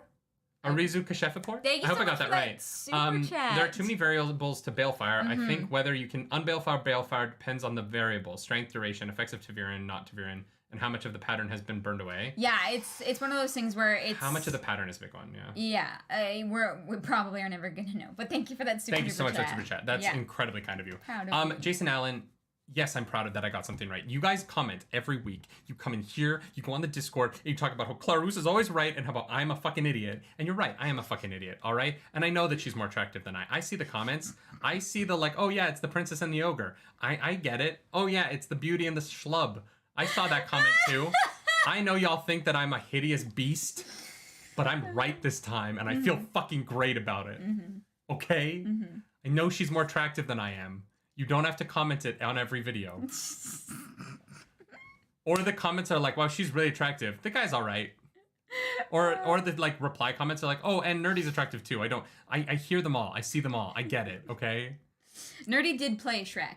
Yes. Fuck off. That does not help my argument here. Yeah. That does not help my argument here at all. I'm just saying. I'm totally kidding, guys. My ego is so large, you cannot hurt it. I keep it in check, guys. Don't worry. Guys, I'm getting what I want. Rand time said I'd blow you both, so high five. Hey, careful. Jordan Con is coming up. Well, there's some prep time for that. So then, so Rand, Bashir, I'm. Brigitte would not find you attractive. I think she would. Babe, I was trying to be nice. Oh, Brigitte's... I see. Just another False Dragon gifted 5 memberships. False Dragon. Thank you. Wheel Up Time, Johnny Rotten, Ida, Sambi, and Blonde Landfear. You gifted a membership to Landfear? Oh, wow. Okay. The fuck? Thank you so much. That's so kind. Thank you. You guys are being too nice to us today. What the fuck is happening? Yeah, thank you guys so much. I get the end of this book is great, but like... You're too pretty for Brigitte, is what we're trying to say. Whoa! Blue! 10 memberships. Oh my god. Oh my god, guys, we went overtime and y'all are like... Karen Thiessen, Observer, Ryan Welsh, Brian Feinberg, Mura, Jolly, Daniel, and Michaela, and Jeremy. Is that 10? Is that I 10? can't count. Thank you. Wow, Blue, thank you for gifting 10 fucking memberships to the channel. Holy shit, that's so kind. Thank you so much. Oh my god. Y'all enjoy those emotes and you know, thank you so much. Thank you for reals. That's incredibly kind. Yes, seriously. Y'all are the best. Y'all are actually the best. So Asmodean is watching this meeting and he's like, I can't. Matt and Aviendha do not want to listen to my music, so I'm gonna go in the other room. He's like, I like playing, but only for people who appreciate it. And so he opens the door and goes, you, dead. He's like, you? No, dead. Yeah, who killed him? I don't know, because I don't know if it's someone that we've met before. It's Demandred. What? Oh, the other... I think it's gonna be Demandred. Dead. I think that is going to be like it's either Demandred or Semerhage. It's gonna be the Forsaken that everyone's scared of, and I think at the top of the next book, I think that like they're going to grab Rand and run away with him. Okay. Here's what I think happens. I think that Asmodean is killed, and someone, I think... Blue, thank you for gifting 5 more subs. Blue, thank you so much. Sir Wolf, Leah B, No One For You, Nicodemus, and Anna. Welcome to the nerd Table. Thank you so much. Oh my gosh. Robert Jordan said it would be obvious to any attentive reader, which is the meanest fucking thing anyone has ever said. I think it's going to be either Simmerhage or Demandred. Well, it has to be someone who's like powerful enough to like kill him and be there. I thought it could also be Lanfear, but Lanfear would be disappointing because I want her to be gone for a while. So the problem is that if he is killed by someone wielding the one power, Rand can feel that. I think he does feel it. Oh, you think so? I don't think that this is like a secret moment. I think that someone walks into Cairhien, because I think that Rand just had 2 kind of victories in a row, right? Lanfear's gone and Rahvin's gone. And so I think Rand is kind of standing there. He's weak and he's, you know what I mean? Like he's recovering. He's just wasted all this power. He can't be that strong right now. Right now is the time to attack him. Oh, it might be Samael. You think so? Yeah. Rand could only feel it if it was a male channeler. I think Rand feels it. I don't think Rand's unaware that this happens. Well, we don't know because we haven't started the next book yet. But yeah, it has to be someone that Asmodean knows. Yeah. But I don't know if it's someone that we've met yet. I don't think it's Lanfear. No, I don't think so. But yeah, I think it might be one of the Forsaken we haven't met yet. And that, honestly, people say that book 6 is really, really good. I think we start book 6 with a running start. The Nargs. Oh, thank you so much for becoming a Narg. Yeah, I also think it's not Lanfear, but I think book 6 is gonna be crazy. We hit the ground running, I think, and we're gonna start this book with a new Forsaken. It's crazy. Who else would be powerful enough, right? Like, well, Asmodean, a regular person could kill Asmodean right now. He's weak, right? He's not really able to channel, and he's just like expended all of his energy in a fight, right? I guess. It's not going to be an Aiel, I don't think. So who else would Asmodean know, right? Yeah. I think it's got to be a Forsaken. That's why it has to be someone that he recognizes, so it has to be a Forsaken. So I think it's going to be Demandred, Simmerhage, or maybe Samael, but I doubt Samael. I think it's going to be Demandred or Simmerhage. I think we're going to meet them at the beginning of the next book. I literally think the beginning of the next book is going to be Rand being attacked by a Forsaken, but I don't think they're going to kill Rand. I think they're going to kidnap him for some reason. And I think like getting Rand back is going to be the plot of the next book. Because they need to do something about, they need to like take Rand out of the picture somehow for at least some part of the next Well, and I think they probably next chunk of story. They probably killed Asmodean because whoever it is knows that Asmodean's teaching Rand, right? No, it's not gonna be Mazrim Tame because Asmodean wouldn't know him. No, but but Asmodean needs to be taken out of the picture because he's helping Rand, right? Like. Yeah, but I think that Lanfear's not going to be the only Forsaken who has the idea of taking Rand and like bending them to their will. Yeah. So I think that like whoever is running Alvierne in the White Tower, I think they're going to kidnap Rand, and basically everyone is going to have to show up and stop Rand from this like 1313 control ceremony thing. Right. So like the tower is going to have to roll deep, and Gareth Bryan is going to have to lead the charge, and they're going to have to save Rand from being 1313'd. Right? Yeah. They've brought it up so many times that this is like, so I feel like this has to be the plan, right? Yeah. And so I feel like someone walking into the next room in Cairhien, it has to be a direct attack on Rand. Yeah, and they've seen, like, he just killed Rahvin. They have to know how powerful he is and how that they can use him to their own means. Yeah. So, yeah. Yeah, it's gotta be, I don't know. I'm gonna make a wild prediction. I'm gonna say it's Graendal. Graendal doesn't seem like the like straight up attack kind. I'm just gonna pick a name and go for it. I do not have any evidence to think it's one over the other, so I'm just gonna pick one. What if it's Rahvin and he's not dead? No, Rahvin's dead. No, but what if it's like, what if he like, oh no, he has to be dead or else how would they come back to life? Yeah. I was like, what if he shambles into the room with like his like spoiler messed alert, up face? It's actually Jason Derulo is like, hey, Asmodean, you stole my name, and he kills him. Didsy has a I killed Asmodean bumper sticker. Oh, right, because this would have been crazy, right? Because there's like years between books. Yeah. Oh, that's fun. It was Bella. Yeah, no, I don't know. I think the plot of the next book is going to be the Forsaken try and 1313 Rand, which is a Star Wars term. I know. That's why I keep using it. But Star Wars 1313 never came out, which is very sad. It was going to be a very cool video game in like the underworld of Coruscant. But anyway, yeah, I think it's got to be Summerhage or Demandred. Pick one. The problem is I don't know. I know, that's why I literally picked a name. I don't think it's Graendal. I think it's going to be... I think it will be Summerhage. I do think it will be a female Forsaken. So I'm going to go Summerhage. Okay. It was Tam. That would be rad. It's like, my boy. It's Perrin. Yeah. No, because Perrin... Asmodean would not recognize Perrin. Yeah, he would. No, he wouldn't. Yeah, because Asmodean was Slayer in the fucking... Asmodean saw Perrin in the dream world.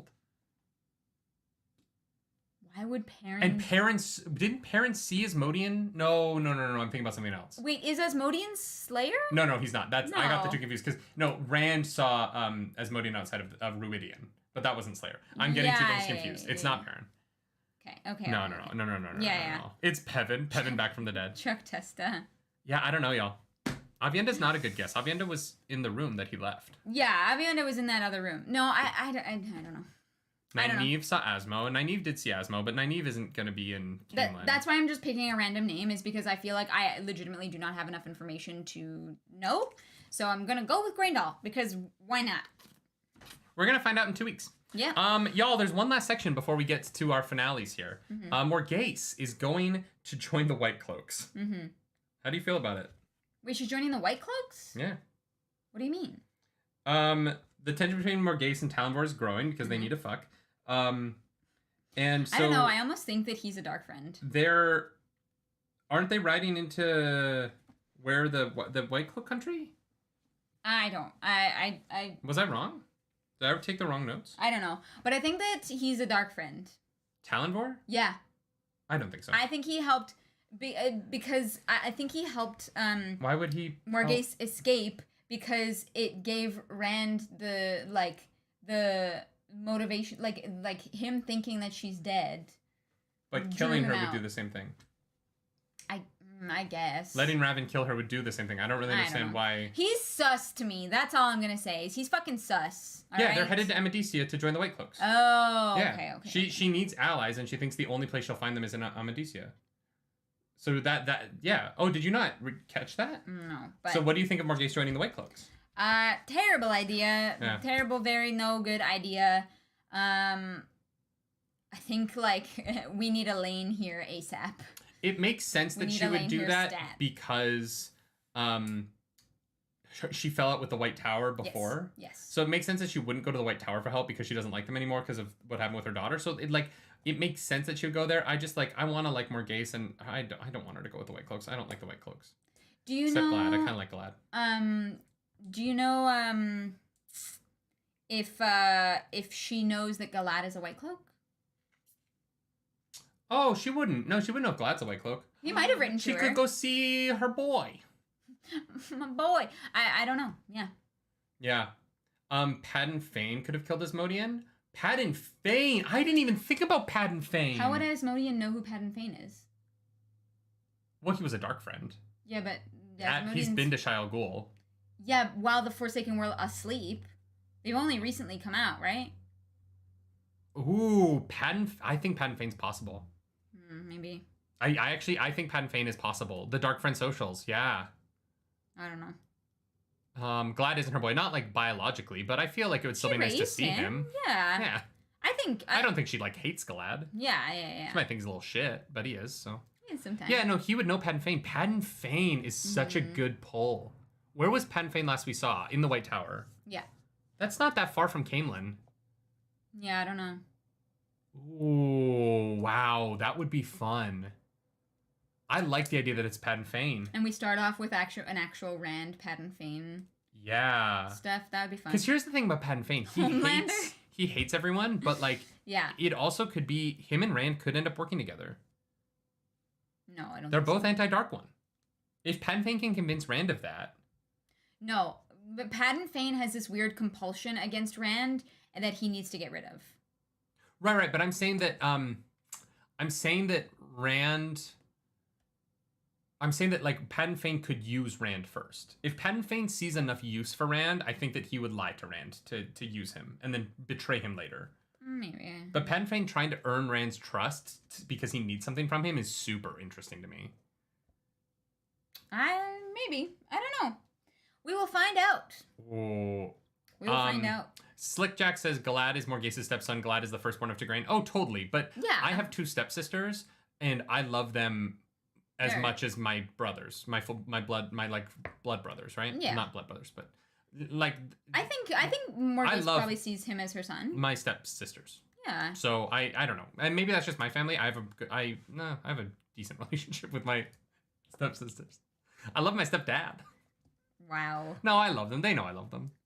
We have a better relationship now. When we were teenagers and we first became a family, it was tough. We went through some tough years. Yep. Figuring that relationship out was really hard. But now that we're all adults and like, you know, they've got my older sister has kids and like, we're great. We were now, all teenagers once.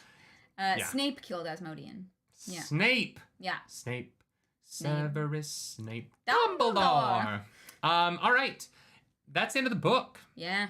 Guys, we're gonna have some predictions next week. This book was 85 pages too long, but there was some really good stuff at the end. I think the last 2 sections were really fun to read, and I really liked all the Rand stuff. I liked Nynaeve and Mogideon stuff in Tel'aran'rhiod, but it is time for High Low. This is the section where, much like my childhood dinner table with my step siblings. Maybe this is one of the reasons why we ended up having a good relationship, is because we would celebrate our highs and we would commiserate over our lows every single night at dinner. But the way we do it here is Clarisse starts with her high, I do my low, Clarisse does her low, and then I do my high because we have to compliment Sandwich this bish. So, Clarisse, what was your high? I should have thought about this first because there's so many really fascinating high points of this section that I'm like, I think this might be a weird one. I have a weird one too. Okay. I think my high, because of how it's written, is Mat and Melindhra. Really? Okay. I think it was just really well done, and it got me. It got me. I thought it was heartbreaking and beautiful, and I was like, this is why you are a professional author. So I think that's my high, even though it's a really dark, sad moment. So. No, I agree. I think that's a really well written moment. Cool. My low, unsurprisingly, is the early chapters of this reading when Nynaeve and Elayne and Brigitte are just being catty, and I was like. The Nynaeve should have spent more time being upset that she started a civil war than she is that she is wearing a dress with a low neckline. Yes, exactly. Yeah. The whole slut shaming, calling one another fat is my definite low. And how Nynaeve is like, I know how to promote harmony, and I'm like, I want to punch you in the face.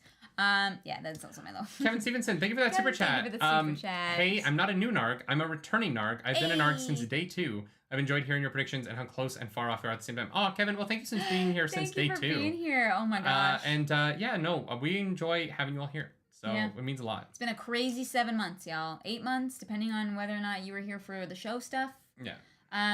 Sorry, what was your high? No, did we do both of our lows? Yeah, my low is very similar to your low. I like the worst. My high.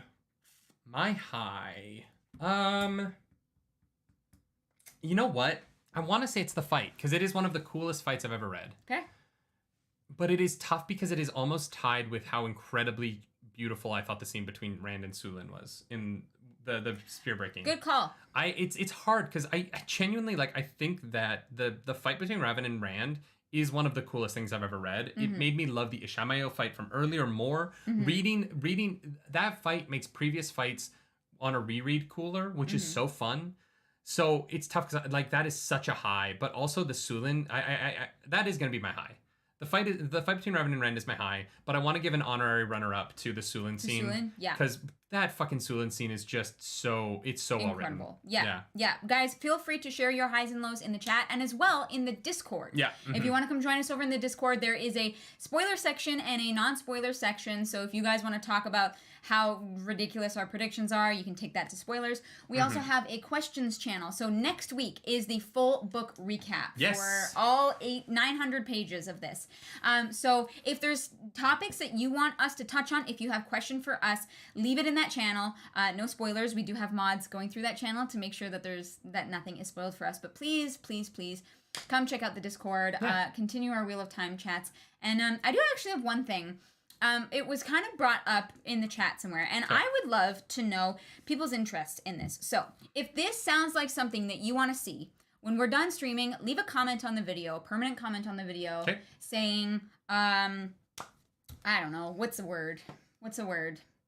Mazrim Tame. Mazrim Tame. Comment on this video, Mazrim Tame, if you want to see us do a live, I'm going to say reaction to season 1 of the show, where we go through it and we talk about things that were foreshadowed that we missed because we hadn't read the books, things that are set up that we didn't know because we hadn't read the books yet, and predictions for where we think that the show is going, what they're going to put into the show and what they're not going to put into the show, and how they're going to navigate around those things.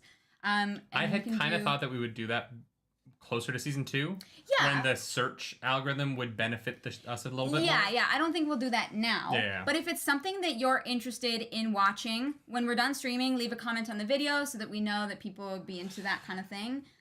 Freddie Thomas, it'll be fun. thank you for that super chat. Just catching up. Don't listen to the haters, nerdy. You are a sexy beast. Thank you. You are. Appreciate that. You're very cute.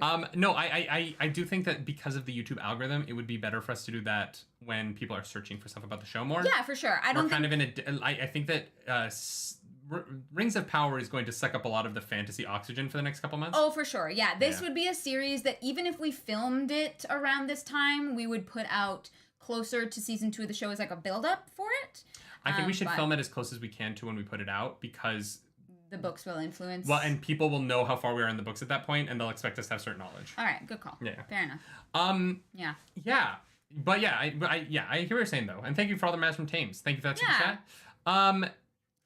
Can you do a things the show utterly fucked up section? We'll find a way to say that without it coming across as so aggressive, because I think we'll get demonetized. But yeah. YouTube will be like, no monies. Can I say something about the show that might be controversial? The show is controversial. Zitterog! What? Zitterog, thank you so much! Holy shit, dude! Wow. No. All right, so we will do live reactions to the episodes, clearly. Jesus thank you so much for that super chat. Thank you. Cool. All right, thank you. Wow. Zitterog has a tell. Thank you. Thank you so much. I don't know that I will be able to enjoy the show. After reading the books? Yeah. And it's not that they've made bad choices.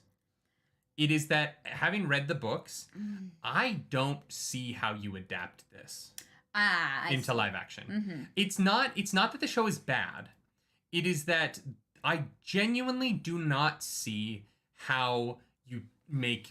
And look, the show cannot be this. I know. And there is stuff in the show that... There's stuff in the book that I legitimately love so much, and I don't know how you make it live action. Yeah. The book is so beautifully absurd. I don't know. And so as excited as I am for season 2, and we've talked about this obviously, and people are bringing it up now. Yeah. I really wish this had been animated, and they could have actually told the story in a way that gave it the scope that it deserved. But I don't think a live action show could possibly pull off this. Yeah. Without $1 billion like Lord of the Rings has. Yeah. But it isn't worth $1 billion. Here's the problem. This franchise isn't big enough to support that budget, right? Yeah, that's a lot of money. I don't know. It's tough. Going into season 2, I'm excited for it because I love the cast. Yeah. And I love a lot of season 1. Yeah.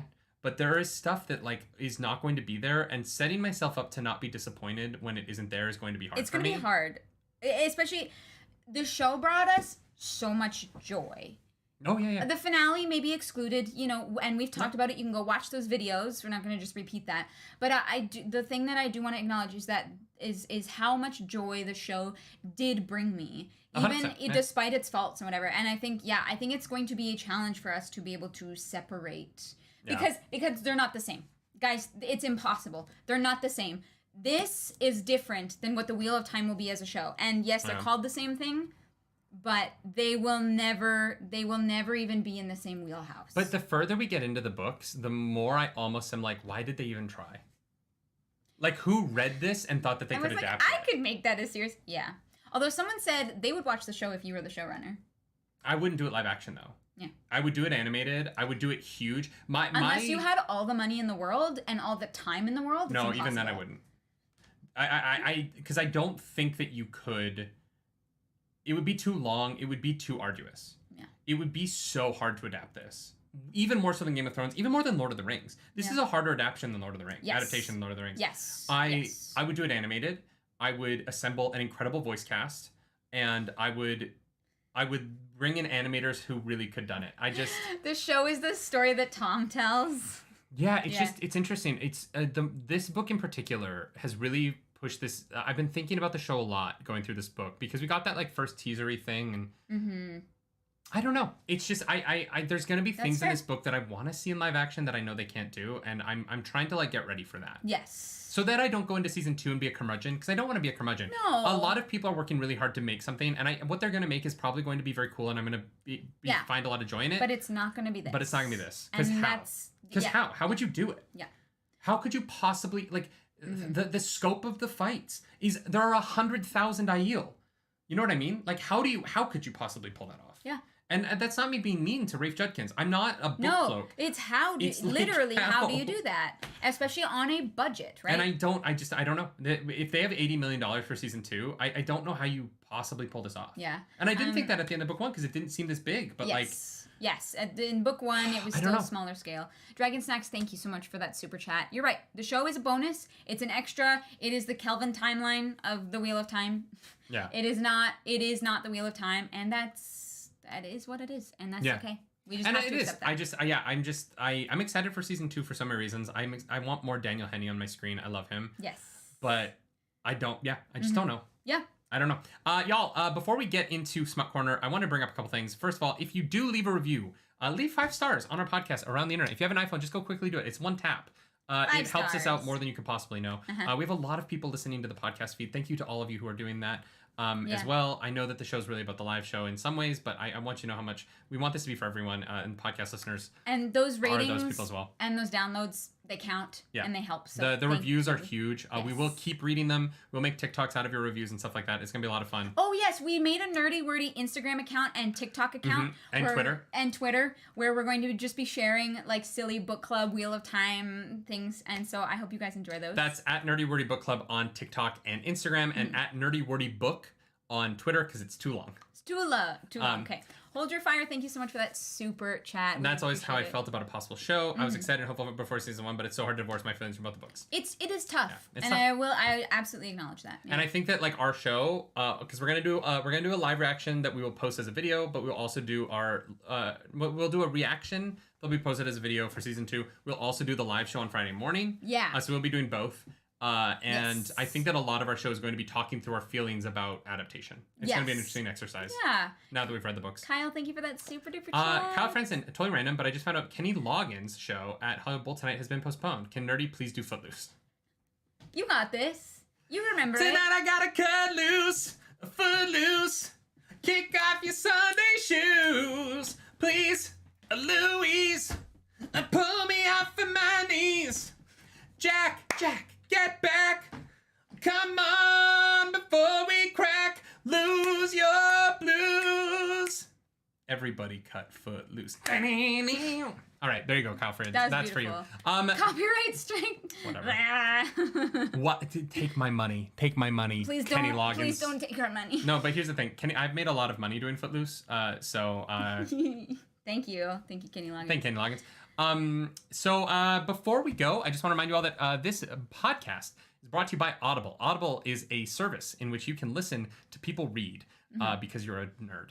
Because you're a gosh darn nerd like the rest of us. Actually, that's not true. My stepdad is not a nerd, and he listens to podcasts on Audible. Yeah, you can also listen to boring stuff on Audible if you want. Like my stepdad. That's mean. If it's not fantasy, I can't read it. I get bored. I would love an audiobook read by my stepdad. That would be incredible. He would have to drink before every session because he's so much funnier when he's drunk. But my stepdad would he's a great orator. He's a great speaker. And I think that him reading an audiobook, especially a fantasy audiobook, very funny. But they don't edit out the moments where he's like, what the fuck is this? What is That would bring me more joy than anything in the world. Yeah. So go to audibletrial.com to get your free audiobook and your free month of Audible on us, audibletrial.com/nerdynightly. You're welcome. For that.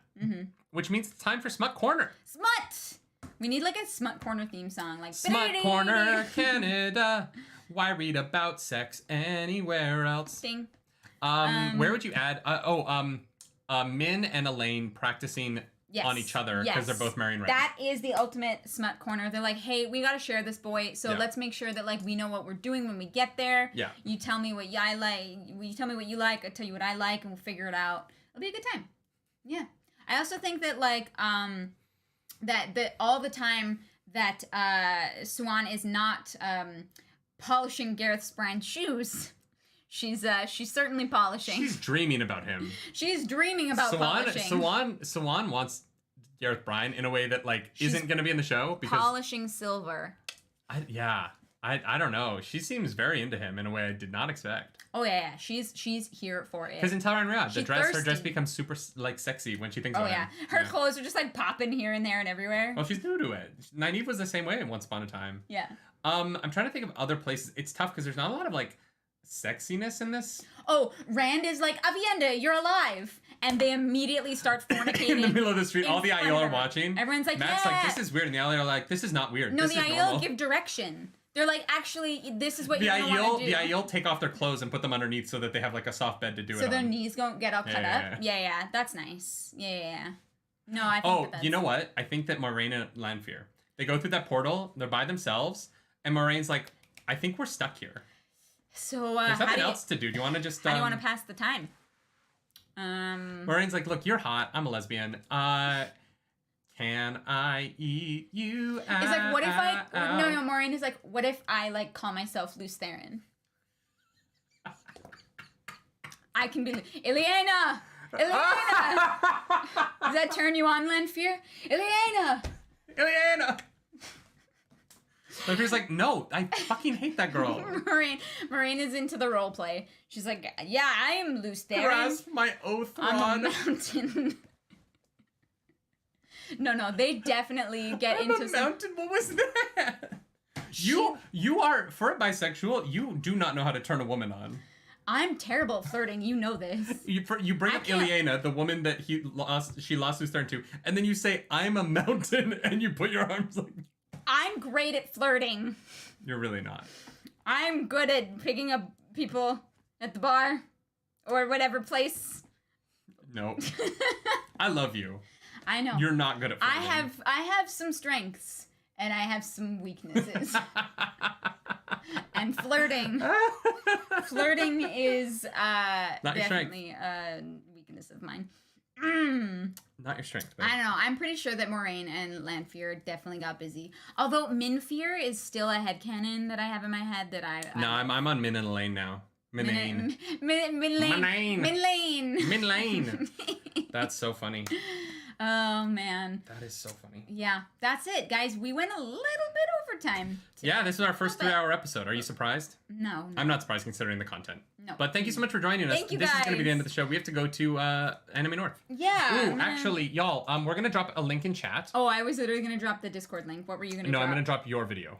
My video? Yeah, Clarus has the latest video of her playthrough of Jedi Fallen Order is going live right now. Yeah. And so if y'all could do us a favor by clicking over and giving that a like on your way out today, it would really help us get the like It boosts the algorithm. So even if you don't want to watch me play Jedi Fallen Order, that is totally okay. Give it a like, maybe let it run behind, like in the background of your computer for a moment. I also just dropped the Discord link in the chat. So if you do want to smash the like buttons and all that jazz. But go smash the like. Oh. The live event is over? That's the chat for the first live event. Oh, I was like, what do you mean it's over? Please kick that link. Give some love over to Clarus. And as always, y'all, I don't want to say goodbye to the show. This one was so fun. Guys, this was a great show. Thanks so much. We will be back next week with the full book recap. Leave your questions in the questions tab. Questions. And as always, do something nerdy tonight, you dang nerds. Bye, guys. Bye. I must pee.